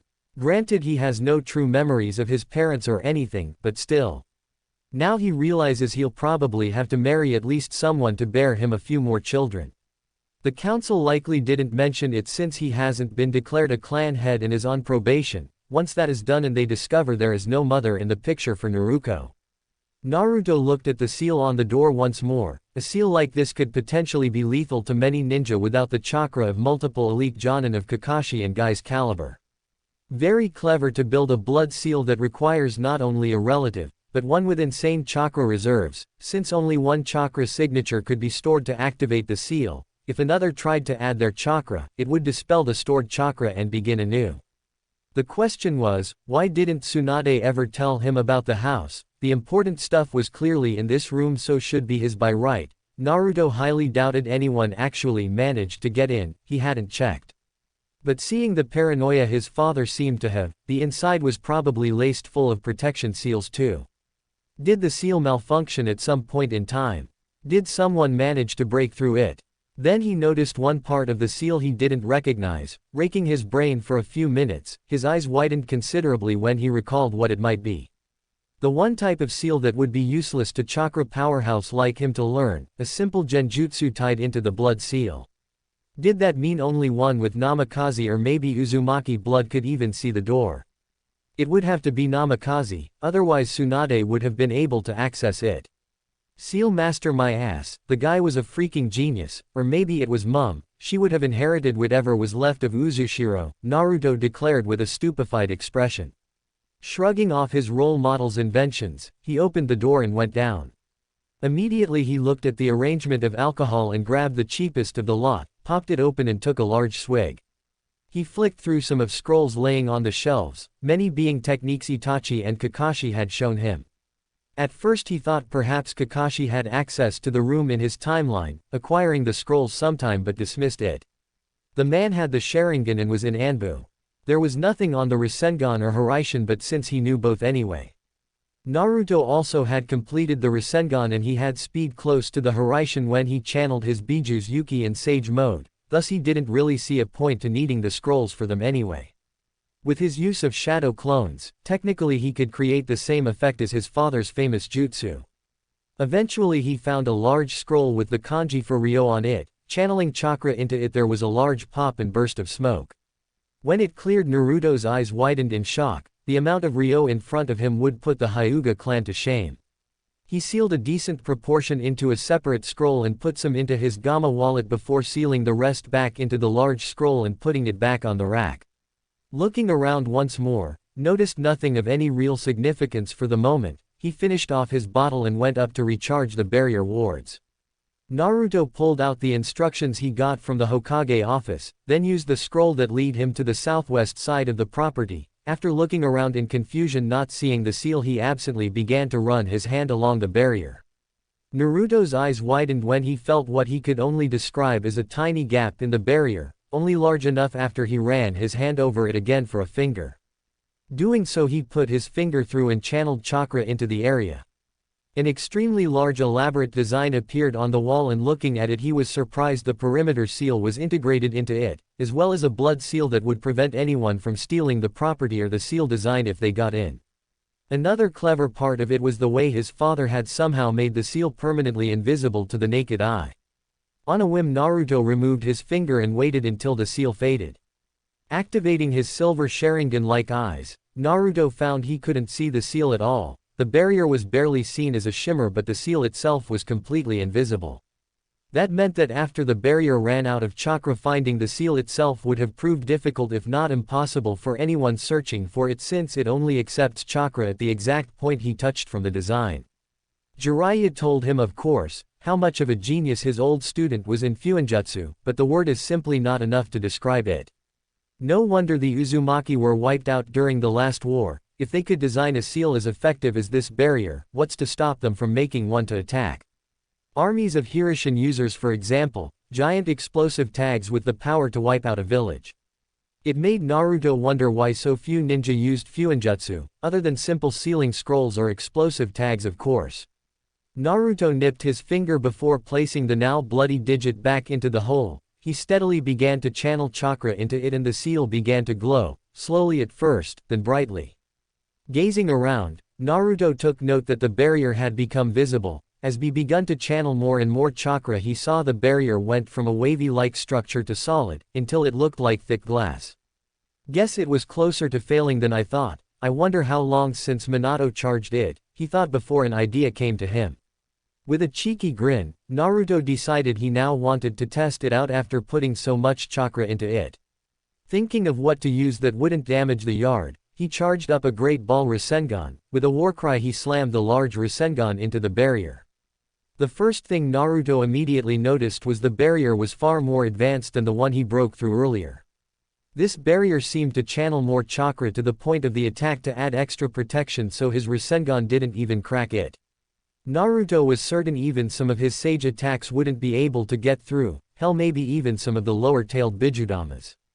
With that barrier fully charged up, he saw the sun was coming up and seemed to be around 6 a.m. if his judgment on the position was right. Walking inside, he narrowed his eyes when he saw all the food in the fridge. Despite living off ramen for so many years, Naruto was forced to learn the bare basics of surviving in the wild from Jiraiya, saying that Naruto knew he was a hopeless case. It was then he noticed a shelf full of books. Considering it was a kitchen, he grabbed one out. Cooking Basics, for the Brainless Shinobi. Kami, this is perfect. Opening the book he began to read and was shocked at how much sense it made. They made it sound like preparing food was like a form of training. He created a few clones and got them to reading some of the other books. 30 minutes later had Naruto with an ear-splitting grin looking down at his creation. It was an omelet with his own additions, of course. The book said to try an experiment. Closing his eyes, Naruto took a few deep sniffs before taking his chopsticks and picking a piece up. After a few bites he exclaimed loudly, "It's almost as good as ramen." No, Naruto, blasphemy. As soon as he finished it he got the memories of the cage bunshin that alerted him to Naruto waking. Already awake and hungry, no wonder they thought I was a demon, he muttered before creating a clone. Bring her downstairs, and punching the clone to dispel it. Getting up he began making Naruto some formula. Boss, I changed her myself, his clone stated proudly as he brought Naruto into the room. She made a few funny gurgling sounds as the clone put her into the high chair clone number 2 set up. Naruto's sweat dropped at the statement. Did the clone not realize he was talking to his creator? Ah, good work, soldier. I know it must have been rough. Dispel, the clone saluted before doing so, and Naruto laughed at the memories of the clones panicking when Naruto didn't stop crying. As he began to feed Naruto, he realized just how lucky his younger counterpart's life would be, compared to his or probably the other Jinchūriki too. After she was fed he also decided to give her a bath. Thanks to Kurama, she seemed to be developing faster than expected. Tsunade had pointed out to him, children with high chakra reserves like those in the Akamichi clan or the Uzumaki, tended to utilize their chakra instinctually from birth. Meaning not as many steps as a civilian child would need. Thus Naruto found himself watching the infant that seemed extremely curious of the water, if the constant movement was any indication. Leaving a few clones with her he then went to the bathroom to shower himself. That ended up being a very short shower as the young girl seemed to sense the real him wasn't in the room and began bawling her eyes out. Seriously, how did she know? Was Kurama being a dick and doing something to her every time he sensed him leave, some sort of mild revenge kick? Once he wiped Naruto quickly dry, he put on a nappy before putting her in a cotton orange top with the Uzumaki symbol on the back. Seemed he was destined to wear orange if his parents had bought him similar colored clothes. Naruto dressed in his Anbu-style pants, a long-sleeve shirt and his first Junin flak jacket ever. Tsunade still refused to give him a field promotion even though he was stronger than the cages themselves. Once his headband was on he went to the mirror. A frown appeared when he saw his new appearance. He remembered that Neji and Kurenai didn't wear the flak jacket but he relented since he had never got past Genin, so if Tsunade could see him wherever she was, he could say, "HAH." Plus the jacket still held the Uzumaki clan symbol on its back. Naruto wanted to head by the Hokage's office early knowing that he and Naruto would be needed for the announcement. He sealed a change table, some spare nappies, wipes and a few bottles of formula just in case. Picking up Naruto, he placed her in a harness he attached around his flak jacket. Even though he knew he could shunshin directly to the tower, he decided to walk amongst the villagers. Just like the night before, there were people openly staring at him with various emotions. The counselors must have rushed to warn the populace not to piss him off cause he could see the concern and fear on some of their faces. Naruto almost felt like laughing when he noticed the shocked looks when he gave the more terrified civilians friendly smiles and waves. They reached the Hokage's office and entered, ignoring the secretary's protests that he was busy right now. He always ignored her growing up. He never really understood why the old man kept her around despite her clear biased opinion of him at the time. But hey, she was attractive, so maybe that had something to do with it. Hey Hokage Gigi. The man's eyebrow twitched in annoyance. He looked up to see Naruto in his Konoha gear with Naruto strapped up. Nodding politely, he responded, "Good morning, Naruto. I was about to send out someone to get you." He waved out the secretary who had followed Naruto into the room. She seemed shocked that this stranger was actually allowed to stay before eyeing him again, blushing lightly when Naruto gave her a cheeky smile as she left the room. Scratching the back of his head with his trademark grin, he shrugged as an answer, "Figured you'd want us to be here early. I am curious though, are you going to reveal me as a relative to Minato after you confirmed it?" The Hokage let out a sigh. "Well, while your resemblance is uncanny, as it was stated, releasing that information would only provoke interest of other villages, I was able to convince the council of this. Hell, that information even won over a few of the civilian members, especially after I pointed out most bloodlines originated from Jinchūriki. Hell, the sage of the six paths himself was one. But to answer your question, no, we won't reveal that information, it will remain with the council alone. However, we have decided a worthy opponent you will have a fight to prove your skill to the populace. To not only show your skill and power to the civilians, but prove to the shinobi forces that you deserve your rank. Generally, regardless of skill, after probation a new shinobi is placed as a chunin until he gains the respect of the higher ranks." Hiruzen took out his pipe and lit it before continuing, "However, this would be an unwise decision considering your skill and the state of the village. We need to nip any shinobi believing you are being favored by me now, thus the person you have been tasked to fight was chosen. Even the spies should spread word to travel to all villages of your considerable skill. I advise you not to use your Jinchūriki abilities or that dujutsu of yours, however." Naruto nodded in understanding. "So who have you chosen for me to humiliate in public, and when will this battle happen, Hokage Gigi?" The tick mark reappeared on Hiruzen's head and he growled, "Will you stop calling me that? It's actually good you arrived early. I have sent my Anbu out to collect Kushina and Minato's most trusted advisors and friends, who likely will suspect something amiss with you and young Naruto during the announcement. You were able to convince the council so easily since none were truly close to Kushina or Minato except Shikaku. I still believe he suspects something amiss, but he doesn't see you as a threat to Naruto or the village. This is not the case with these individuals. I ask you to try to convince them that Naruto is your daughter. I pray that your DNA is close enough to Naruto's to solidify anything we say if they demand proof. They should be arriving soon." Naruto looked affronted. "What? Why would I stop calling you old? You are. Shikaku won't do anything unless he considers me a threat to Minato's legacy or the village. As for the group, I was told that Makoto Uchiha was the closest to Kushina, to the point she knew she was calling Naruto by that name. She will be the hardest to convince. Genma, Rado, Kato, Kakashi, possibly Rin will likely be difficult to completely convince as well. Obito seems fine already." Odd, the old Hokage sent simply a grunt to agree with that statement. Once more proving how much Naruto seemed to have gained the trust of his successor. The Sandaime Hokage let out a plume of smoke. "My former student Jiraiya will return sometime within a week. I sent word of Minato's death and your arrival. He will be the one to test you personally. He is also one of Minato and Kushina's closest allies, possibly the greatest. He will be the hardest to convince." Jiraiya saw Minato as his own son. Looking surprised, Naruto exclaimed, "So I have to take on Jiraiya of the Sannin, self-declared super pervert of the elemental nations and the one who practically taught and raised Minato." After the Hokage's nod, his trademark grin returned and he laughed. "This will be fun. What will be the rules?"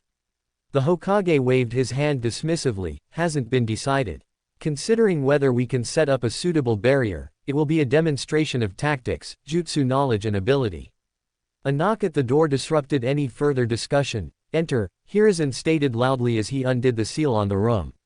As soon as the whole group entered, Anbu, guard the entrance, no one is to enter. Once they were out, the old man sealed the room up again.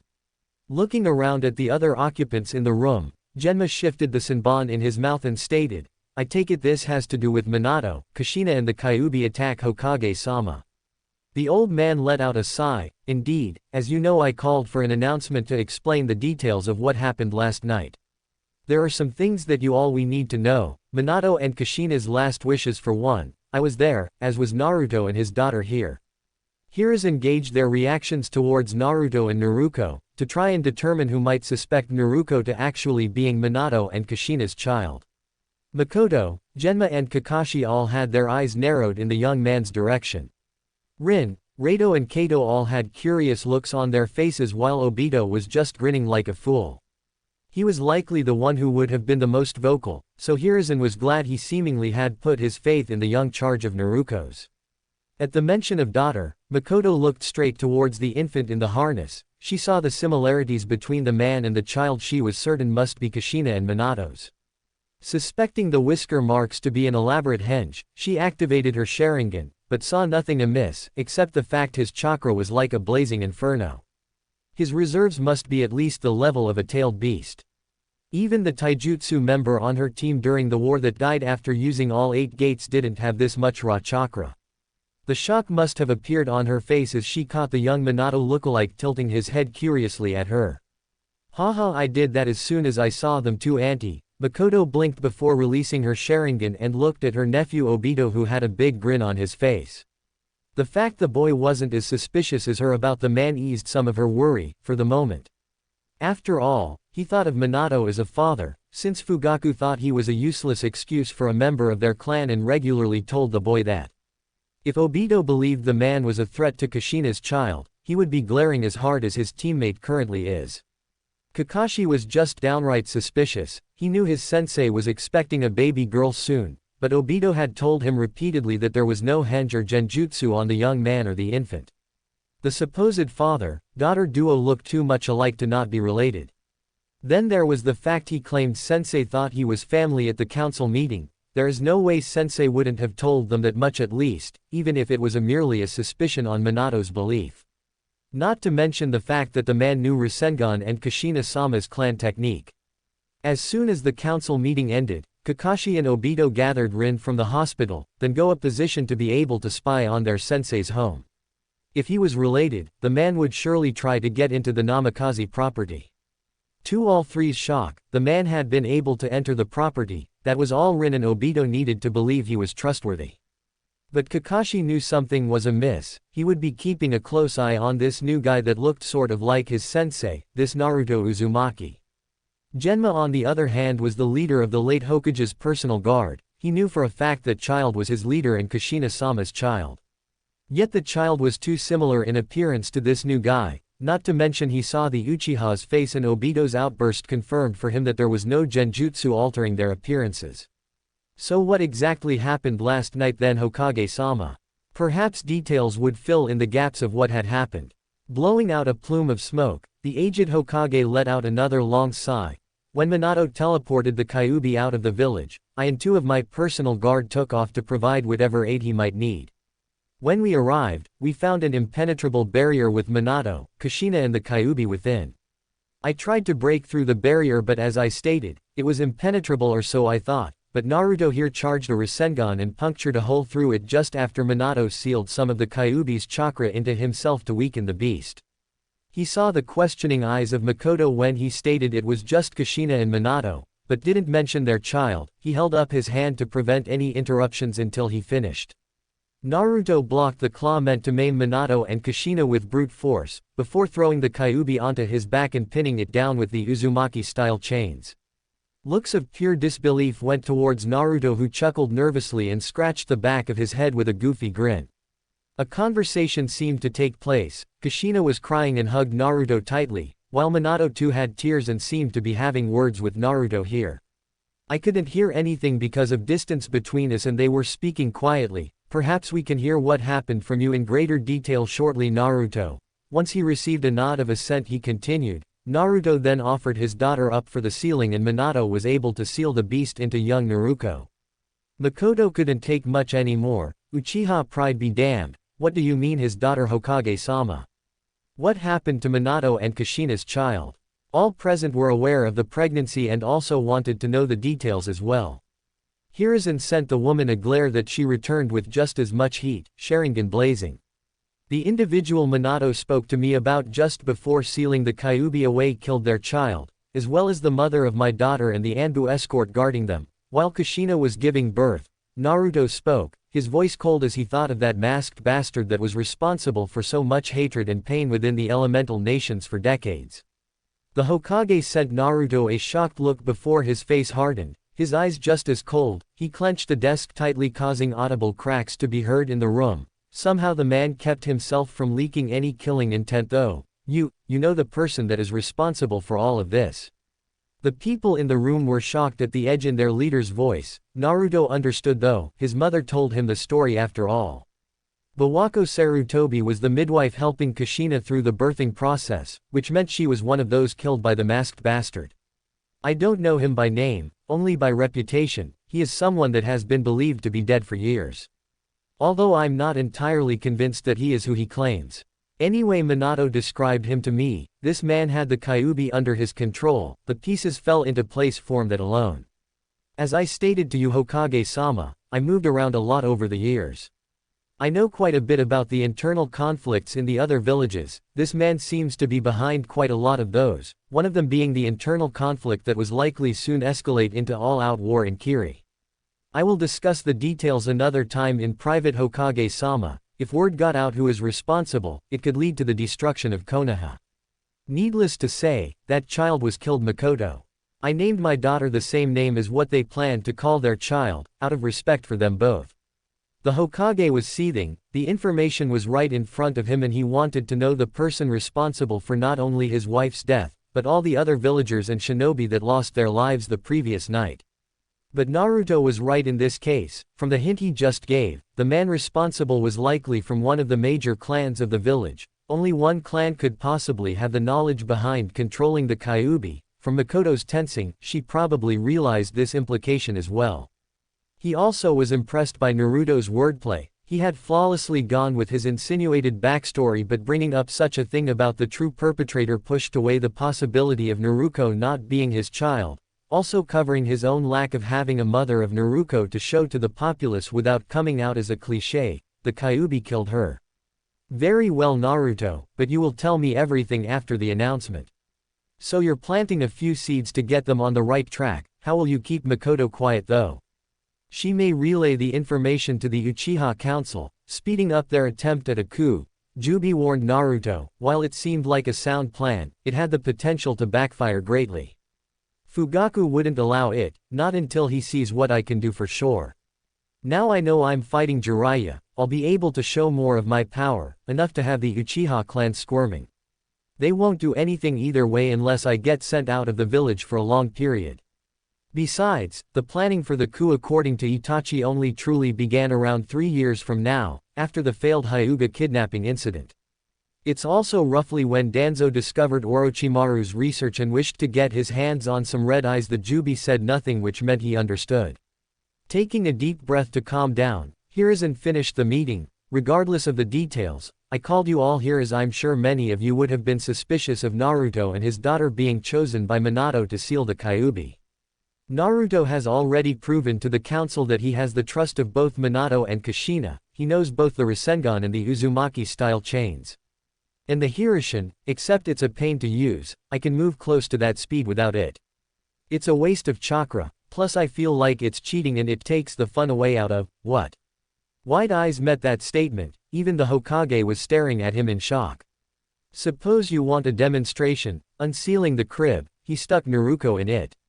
He bit his thumb and ran it across his forearm, causing a tri-prong kunai to pop into his hand. Ignoring the muttering of disbelief, he tossed the kunai just above Makoto's head, vanished in a red flash and caught it again. He repeated the process to get back next to Naruto and looked around curiously. It was Genma that taught him the Hirishin in the future. With his own knowledge of seals, he altered the color to red. It literally took the Hokage around 30 seconds to compose himself. Shuza might have been right after all, this young man was like Kami in the flesh. Shaking his head he stated, "Okay, I was going to add that he was able to access the Namikaze property with his own blood. Meaning he is actually related to either Minato or Kushina, from his appearance I would say former." As the group were standing slack-jawed, Hiruzen muttered to himself, "Not to mention he is a fucking powered-up Minato, Kami help whoever becomes his enemy." Clearing his throat the Hokage finished. Regardless, he was formally adopted into the Uzumaki clan just yesterday in fact. As such, with a second Uzumaki and young Naruto here, Naruto will also formally be made head of the Uzumaki clan in 6 months once his probationary period is over. Do any of you dispute anything you have heard today? Rado let out an annoyed sigh. After that little demonstration, I don't think anyone could dispute the guy Hokage-sama. Minato would never have taught those moves to anyone who didn't trust explicitly. Being a trustworthy relative of our former charge, know that you can ask us for aid if you require it Uzumaki. Naruto looked over when he saw Kakashi shaking. Before he could say anything though the young Anbu shell cracked. Just who are you? How are you so strong? I have never met you before yet you know Sensei's strongest attacks. It's too convenient. I don't believe you, I don't trust you, I won't, Kakashi roared. The Hirishin pushed him over the edge, his father-like figure is now dead. This random shinobi conveniently pops up out of nowhere, knows all his sensei's attacks, seems to be significantly more powerful and appears to be a relative. It's like he's trying to erase Minato sensei from the world. If he were to use the Hirishin in battle, would people forget his sensei's contributions? As if unconsciously he moved his hands to go in a hand sign. In that instant Naruto had Kakashi pinned to the wall on the opposite side of the room by the neck with a Rasengan inches from his face. The Hokage and Mikoto who had her Sharingan on from Kakashi's outburst, were the only ones that saw him move. Before anyone reacted Naruto stated, I couldn't ever replace Minato Namikaze Kid, nor would I ever want to. The Hirishin was his attack, his legacy. I would never use it in battle to dishonor his name. Trust is earned Kakashi, I don't expect anyone in this room or village to trust me outright. But if I wanted to. Naruto's eyes turned silver with black slits and his killing intent flooded the room. I could burn this place to the ground and there is no one in this village that could stop me. He looked into Kakashi's eyes coldly and whispered quietly as Naruto began to cry. Not the Hokage, not all the shinobi in this village working together, certainly not you alone. Do not push me, brat. Letting Kakashi drop to the floor on his ass, shaking at how close he actually came to death. Naruto jumped back with his head bowed as his back was turned to the group as he calmed Naruto down. He let out a nervous chuckle. Sorry Gigi, kid has a stick shoved up his ass. Kakashi, I hate bastards like you, you remind me of a love child of two people I used to know. His sudden change in demeanor had all in the room on edge except the Hokage. Honestly he was impressed at the boy's ability to switch from ninja mode to civilian as he liked to call it. Anyway, I had no blood relatives growing up. No one to help me, I was truly alone. Konoha is finally a place that I can protect with my power. I will protect Konoha, I will protect my daughter. If it came down at Kakashi, I would go out of my way to protect you too. I gave my word to Minato and Kushina I would, all of you, this whole village. I never break a promise I've made. I will protect Konoha until the day I die, that's my nindo. Let me tell you all a little something. The man responsible for last night is the man I want dead. He killed the mother of my child. Naruto's head was down as he turned back around. He looked up again, his eyes silver still with black slits, whisker marks thicker, canines large. Gasps came from a few in the room and the rest to go on guard. He's the reason I have a beast inside of me that makes the Kyuubi look like a puppy. He's the reason I have lost all of my precious people before I even had a chance to say goodbye to them. I will not allow this man to continue spreading hate to the world. He will die Kakashi, so if nothing else, remember this, the enemy of my enemy is my friend. I am no threat to you or your sensei's memories. The room was quiet processing the man's words, all were surprised at the words but all agreed, even Kakashi. This Naruto Uzumaki was no threat to the village. Hiruzen sent Naruto a harsh glare but knew what he said alleviated the last of his concerns. Letting out a resigned sigh he spoke, "Nothing in this room is to be repeated under S-rank law. Kakashi, although I don't approve of Naruto's actions, know that he has proven to have Minato's trust as well as my own and the council. If that and his abilities don't convince you then as your Hokage, I command you to stop your foolish behavior." This statement got shocked looks from everyone in the room, as there was not just a command, but almost a plead, as if he feared Naruto himself. "Now I do believe it is time for the announcement, dismissed." As Team Minato went towards the door, Kakashi sent a frightened look Naruto's way, Obito looked intrigued and Rin looked worried, Naruto just smiled and waved at them cheerfully again confusing all three teens greatly. The Yondaime's personal guard didn't seem too bothered and cleared out. Hiruzen noted Makoto remained behind, signaling her to speak she stated, "Is the man you hunt an Uchiha?" Naruto let out a tired sigh, looking over at her sadly he stated, "You already know the answer to that question Makoto, married to the clan head. I know you haven't forgotten the history of some of your clan." She nodded her head sadly and he felt an odd feeling rise up. "Do not blame yourself for something out of your control Makoto. This man does not speak for your clan, however, if word got out of his involvement and bloodline, the village will be after your clan's blood. I ask that you not tell your clan either though, no offense, but with the history of this village in relation to your clan, this may push them over the edge to act. That would be a shame if the mighty Uchiha ended up like the Uzumaki." Makoto's eyes widened at the insinuation. It was basically, if your clan disrupts the peace, they will be erased. She bowed her head to them both. "Thank you for the advice Naruto." Hokage-sama. As she was leaving Naruto added, "I would like to speak to you privately sometime Makoto, you were a good friend to Kushina. Perhaps you might like to be one to me too." Shuza spoke of drinks on Friday between higher-ranked members of the shinobi community.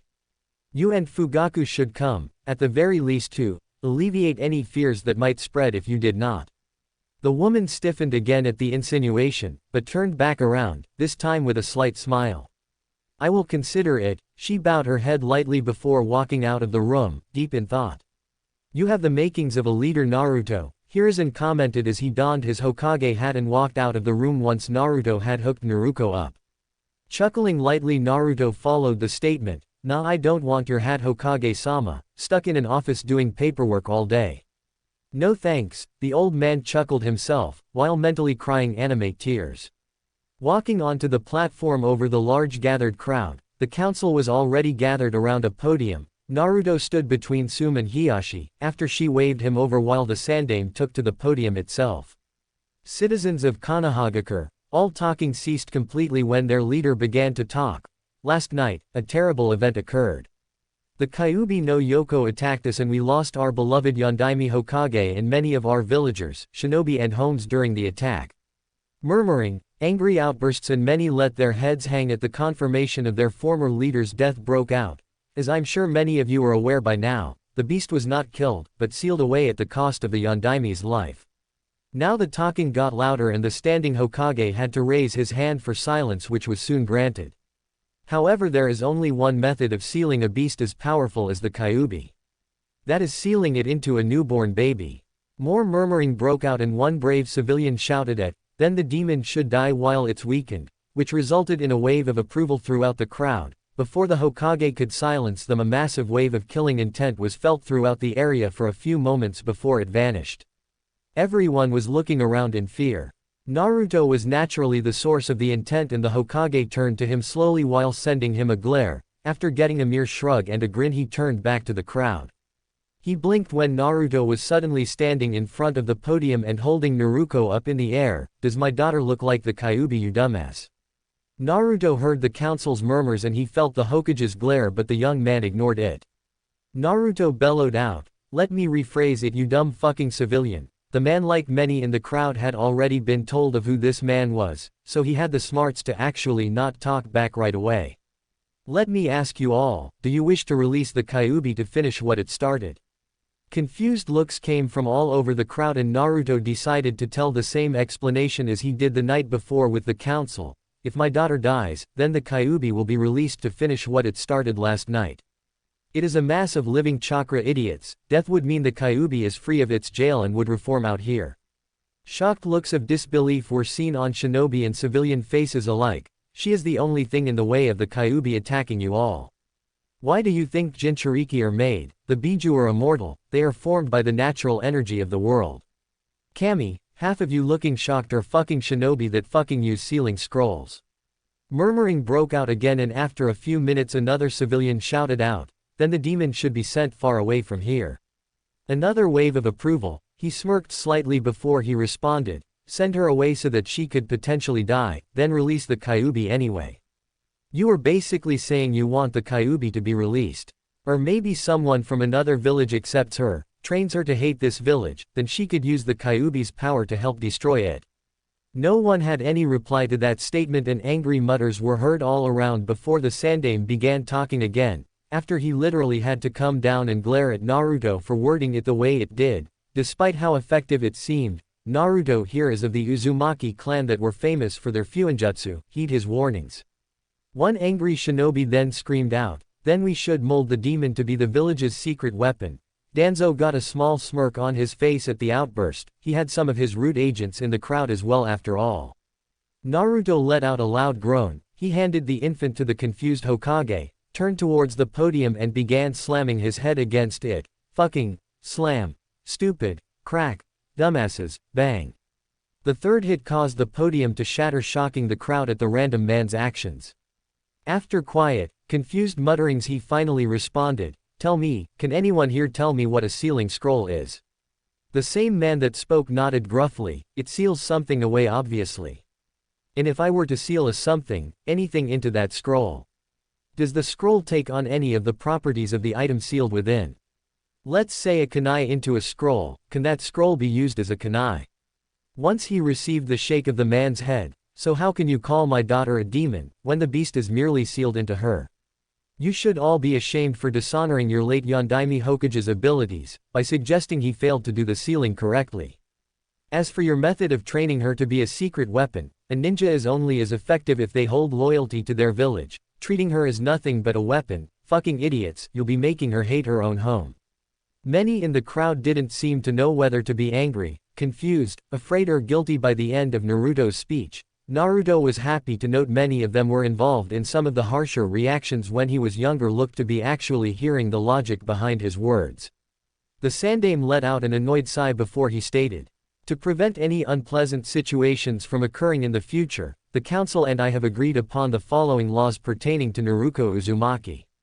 Any new citizens that choose to join the village at a later date, as well as telling your children under the age of 2, any future children born into our village about where the Kyuubi is held, will be dealt with harshly. This is now ANS rank law effective immediately. Officially in the records it will be stated the Kyuubi was killed when your Yondaime Hokage used a self-sacrificing jutsu. This is what all new citizens and children will be taught. Be warned, any child that knows the truth, will be interrogated and the ones responsible killed. Many in the crowd paled, especially many of the women and those that spoke out. Few looked angry at this turn in events, which pleased Naruto greatly. One shinobi looked completely furious at this turn of events and pulled out a kunai before charging towards the council with a war cry. Turning towards the Hokage, who still had Naruto in his aims, he gave a grim nod before holding his hand up to halt the Anbu from interfering. My wife was killed by that monster, I will avenue. The poor Junin didn't get a chance to finish as Naruto had appeared in front of him and slammed his fist into the man's gut. Flying back 15 feet, the man spit out the blood that had risen from the hard blow. He ran through some hand signs quickly, "B bastard. Take this. Earth release. Jagged rock spikes." Naruto was already flying through a short set of hand signs as soon as he heard earth, lightning release, static armor, and blue aura surrounded Naruto and crackled loudly. As the rock spikes came at him from all directions, his armor turned them to dust as soon as they made contact. I'm not done. Fire release. Dragon flame. The Junin took a large breath before blowing out a powerful flame shaped like a dragon's head towards Naruto. Naruto let out an annoyed sigh. This guy was meant to be a Junin. With a sigh he did 3 quick hand signs and called out his technique, water style. Water shock wave. Naruto spewed out a massive wave of water that completely snuffed out the fire. The Junin only had time to have his eyes widen in surprise before he felt something impact him hard underside his jaw, sending him skyward. Murmurs broke out between the higher-ranked shinobi when Naruto appeared behind the skyward Junin. Troublesome, he even knows taijutsu unique to Konoha. Who is this guy? One shadow user muttered quietly. Kage Buyo, Naruto whispered into the Junin's ear, just before he kneed the man in the spine.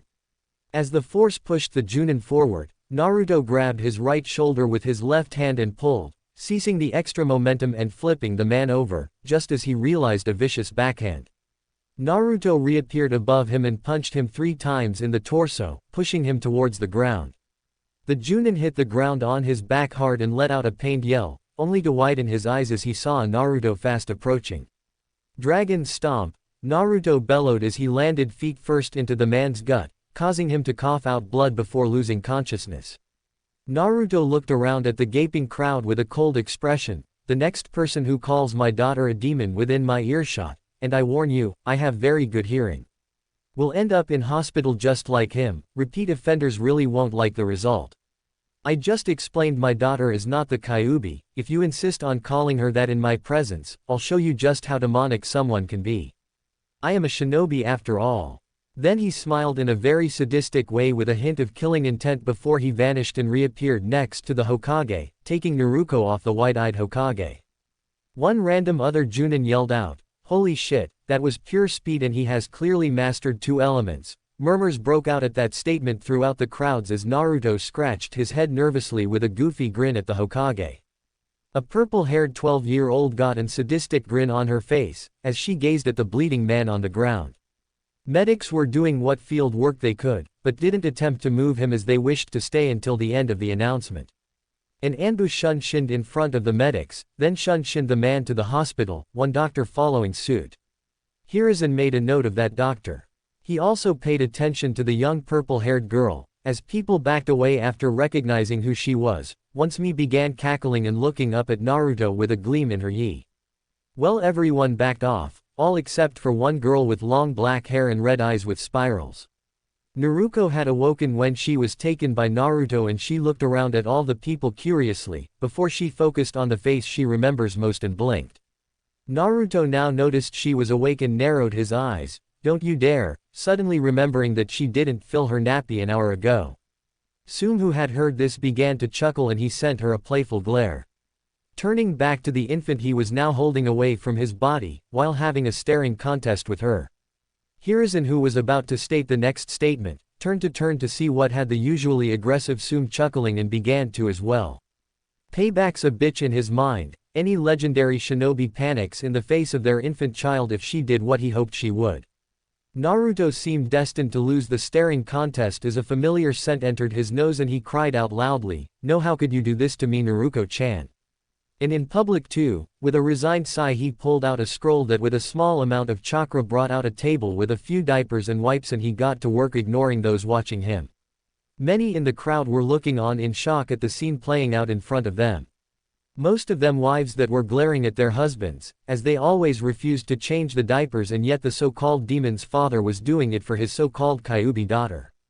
Once he had finished putting on a new diaper, Naruto pulled out a second scroll that brought out a bottle of baby formula. He put Naruko back into her harness. Then Naruto glared at the full diaper and got another sadistic grin on his face. He tossed it hard up into the air and began a set of hand signs ending in tiger. Fire release. Raging Phoenix, a massive ball 3 times the size of an average great fireball came out of the flame from Naruto's mouth. The ball then burst open and a massive fiery bird shot up until it hit the diaper and then exploded into a massive fiery inferno 100 meters above the crowd. Many Uchiha and Hyuga were watching the attack in surprise, 1 for the amount of chakra and 2 how powerful the attack was. The young man didn't even look winded from the attack either. Others were gaping as he had just demonstrated 3 high-level attacks of different elemental affinities as if it were nothing. The civilians were simply shitting themselves. He then proceeded to seal the table away, began to feed Naruko. "We win again, huh, Naruko? No demonic spawn affecting out noses this day," Naruto stated happily, seemingly oblivious to the crowds gawking at him for his choice of words, over a full diaper. Wondering why it was so silent, Naruto looked up and around. Taking note of the gaping faces, scratched the back of his head with his free hand with his trademark grin on his face. Might have overdone that, huh? Even the Sandaime looked on in surprise considering the size and shape manipulation requires very good elemental manipulation, for someone so young to do it was very impressive. Yes, well, anyway. Maybe just a bit overkill Naruto. Anyway, now for the final piece of news. The crowd was still staring at the strange Uzumaki duo, wondering just how they could be so strange, yet act so normal at the same time. The council has agreed, now we have 2 living members of the Uzumaki clan in our village, to make them an official member of said council in 6 months' time. With Naruto as head of the clan, there were surprisingly no angry outbursts this time, as many were scared of the fact Naruto just did such a powerful attack on a diaper and literally completely outclassed one of their Junin. Just what would he do to them? Even the bravest shinobi that were thinking of trying their luck at getting the girl, or disputing his right to join the council, were squashed when they saw the attack. Now for the final important bit of news, to prove Naruto is worthy of the rank of elite Junin and head of his new clan. I have asked my former student Jiraiya to personally test him in public within the week. Once he arrives, a notice will be sent out to any who wish to witness the battle. For now I hope you'll all make the new Uzumaki clan feel at home in our village. Then he stepped off the podium. Naruto, could you come to my office? With a nod of assent, Naruto spared a look over the gathered crowd once more, before turning to follow the Hokage. Naruto had gone back to sleep. His sensitive hearing picked up Shikaku mutter, troublesome, he did that attack without really trying. Once in the Hokage's office he sat down and Naruto decided it was time to wake up. The infant decided to look around everywhere. Was it really necessary to use that fire attack on a diaper, Naruto? The shinobi side at least may not take you seriously. Naruto looked the Hokage in the eye and stated as seriously as he could, well, first off, I beat a Junin level ninja if his skill level is the same as I've seen in my travels with ease, using chakra costly lightning and water jutsu. The overkill fire jutsu was to show I can use 3 chakra costly jutsu that can defend an attack without even looking spent. As for the diaper, you have had children, Gigi. What do you think? Yes, it was. The old man let out a loud laugh at the answer before he stated, I thought that might have been the reason, but I am curious why you didn't show you can use all 5. No matter, I can't blame you for the diaper, I think the same way about paperwork. Anyway, I think you should be fine with the villagers. With the display of power you have frightened off many who would harm Naruto. Plus you have convinced many women she is not the demon, with how gentle you were changing her diaper. That will go far in convincing their husbands as well. Naruto chuckled and asked, well, glad it turned out alright. By the way, have you got a list of people that could look after Naruto in the future? With a sigh the old man nodded. There are a few, but unfortunately there are too few who could look at Naruto at least neutrally so soon after the attack. If you give it a few months, I'm sure more will be willing and trustworthy. Passing over a list to Naruto, these are their bios and brief backgrounds. Naruto took the file and began flicking through them. Rin Huzuki, suppose because of her link to Minato. Honestly, with Rin alive, it could be a very good option. If it were his Kakashi, he would have recommended him without a doubt, but this Kakashi he didn't at all. Obito was part of a major clan so couldn't be chosen either, even though Naruto thought he would be perfect for the role. Another nod before Hiruzen added, Tsume was friends with Rin's mother. The Inuzuka clan have unofficially been keeping an eye on Rin over the years. Plus Tsume has given birth to a son recently. I have no doubt that Rin would be chosen as a babysitter for him. Especially if Tsume were to learn that you want Rin to babysit Naruto, it would also give young Naruto someone her age to play with. Naruto picked up the insinuation. Clearly the Hokage saw Tsume's interest in him the previous night. Rin actually quit her ninja career after an incident during an assault during the war. She has been helping out at the hospital when she can, but Tsume has stated she is concerned for the girl. I personally believe helping you with Naruto may help her to heal, maybe even convince her to return to duty eventually. Naruto sat back and thought.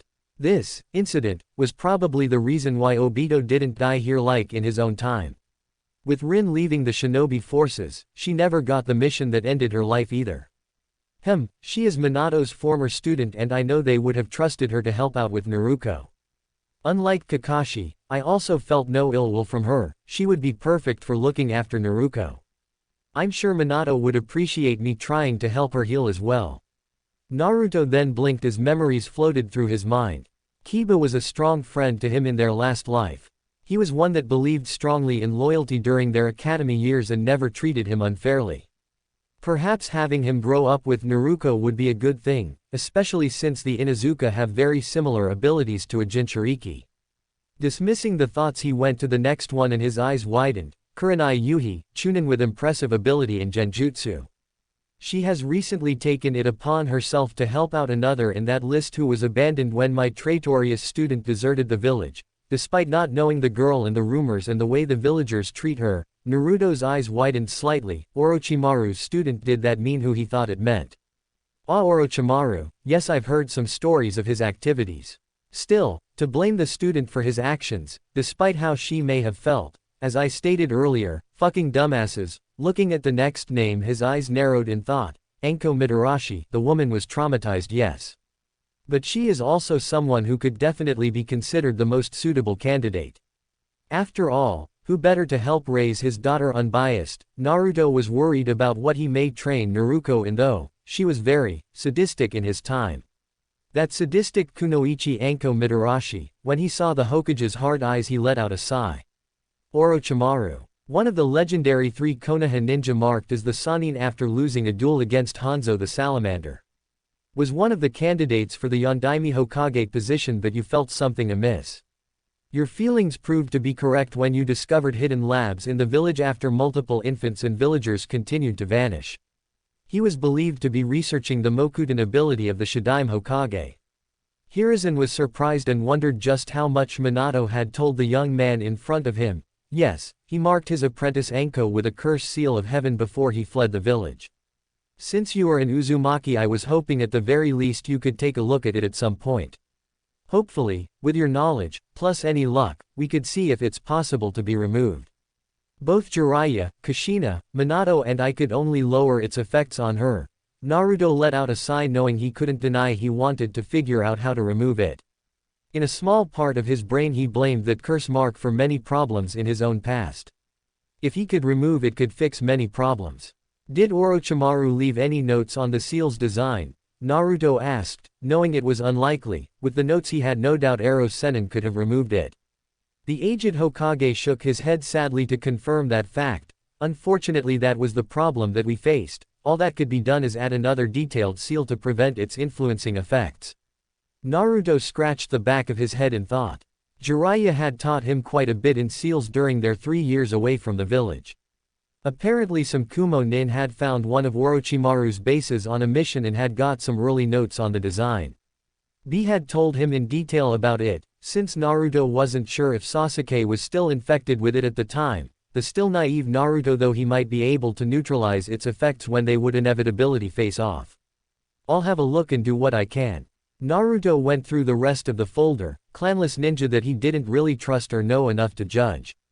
He quickly found that only shinobi were chosen and only those that are orphans are clanless. With a sigh he stated, I'll have to meet them myself to judge them. But I'd say the most qualified are Rin, Anko and Kurenai Hokage Gigi. I assume you didn't include Mikoto because of her link to the Uchiha. Interesting choices, Naruto, and yes, that is correct. The other clans would no doubt go, excuse the language, apeshit, if they were to hear a wife of a clan head had access to the Jinchūriki of the Kyuubi. Naruto merely nodded before Hiruzen flared his chakra, causing 3 Anbu to appear before him. Bring me Rin Huzuki, Anko Mitarashi and Kurenai Yuhi. The Anbu all bowed before Shun Shining to complete their tasks. Is there any particular reason for such different women, Naruto? Question 1. Hokage Gigi, how do the villagers treat Anko since your student's desertion? Not expecting the question, he looked out sadly out the window. I suppose she is treated much like a Jinchūriki in many ways.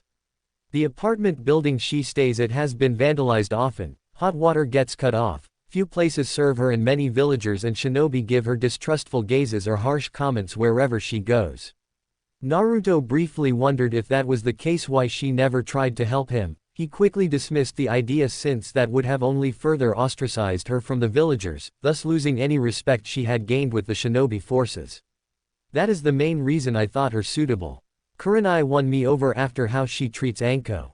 Rin I've already stated. A knock on the door stopped the conversation from going further. A young purple-haired girl entered and Naruto was shocked at how young she looked.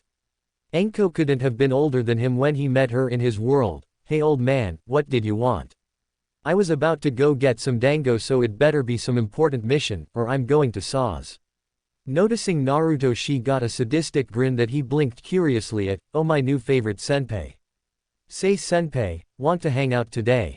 I'll even let you buy me some dango, since I'm in such a good mood right now, what you say? Before he could answer, Rin entered the office. She said Naruto a polite bow before noticing Enko and standing at attention. Naruto was glad she didn't seem to hold any grudges towards the girl like the rest of the village apparently did. Hokage-sama, you called me. Naruto, Enko. Enko seemed surprised she wasn't called a name and eyed the newcomer curiously. She was sure she knew the girl from somewhere but couldn't pull the name out at the moment. Kurenai then came in red-faced during the moment, effectively ending it. Before anyone could speak, Kurenai hissed, Hokage-sama, that Anbu is a pervert. He appeared in my bath. Enko, what are you doing here? Enko got a big grin on her face. Naruto-senpai is going to buy me some dango, Kurenai. Said girl turned a glare to Naruto before processing the words her friend spoke. Her eyes widened in surprise and eyed Naruto curiously. I actually wanted all three of you to be here. That caught all three girls' attention. He continued, as I'm an elite Junin, well, once my probation is over anyway. I'm going to need someone to look after Naruto here when I get called out on long-term missions. After going through your files, both Hokage-sama and I decided you three will be the best for the job. Getting understandable looks from Rin and Kurenai, Enko however looked completely baffled. Enko responded first, me. If you've seen my file, why would you want me near your daughter? Naruto just grinned before he ruffled her hair, causing her to pout. She hated when people did that to her, it made her feel like a child. Plus Orochimaru used to do it to her. The only reason she didn't outright become hostile was because she thought Naruto was cool. Why wouldn't I? For one, you can relate to how my daughter will be treated by the villagers, despite what was stated at the announcement. 2. You won't treat her in the same fashion as you know how it feels personally. Plus it gives you a place to go whenever it gets too much. Hell, we got a spare bedroom if you want it. Her eyes got big and she stuttered out, "Oh really?" He nodded and she gave him a genuine smile that instantly turned sadistic. If I take the job, will I get dango? He frowned at her. I'll think about it. Don't go putting those habits on Naruto. She will love ramen, not dango. Enko looked completely insulted by that statement. Ramen. Ramen has nothing on dango. How can you suggest such a thing? Blasphemy. Insulting ramen, he stated with a deep frown. Seriously, Tsuki and Ayame were the few people who treated him normally when he grew up. Thus they would be part of Naruto's life as well. He felt he owed them that much. But thinking in more detail, he realized that Enko probably felt the same about the dango place. They might be the only place she had found that served her fairly. Enko then noticed Naruto, who was looking at her with big curious eyes. I will not allow you to taint such a pure innocent soul with such evil thoughts such as that, senpai. You are a threat too. Okay, Naruto, why were we chosen? Kurenai stated, interrupting their banter and causing Naruto to focus on the task at hand out. Scratching the back of his head and smiling sheepishly at the twitching group. Well, I think you'd be a good role model for my daughter. She'll need one in her life since I can get a little dramatic as you just saw. Plus from what I hear, you see the whole picture and don't judge based on a few opinions.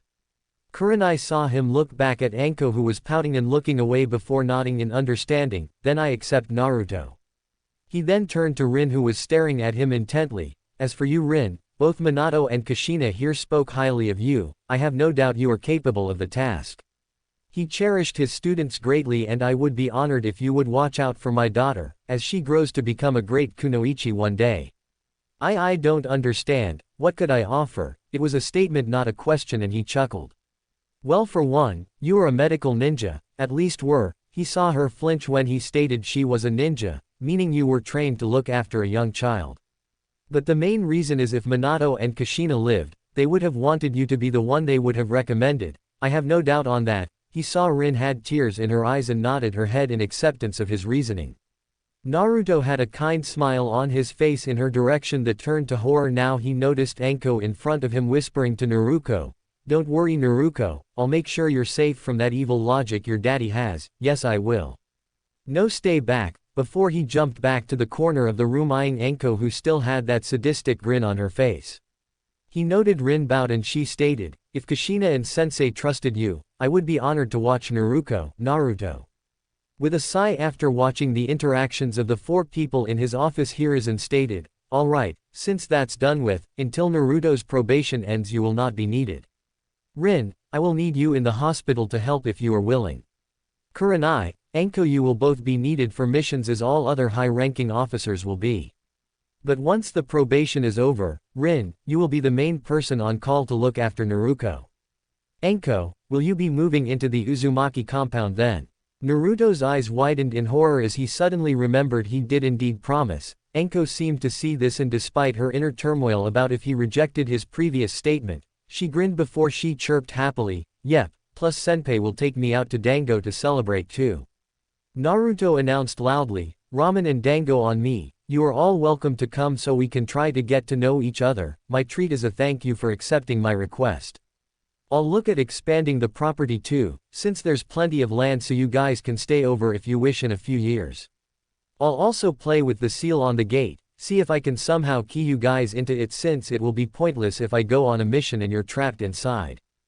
If you enjoyed this alternate dimension twist, don't forget to like, share, and subscribe to Fox Fan Fiction for more epic Naruto stories.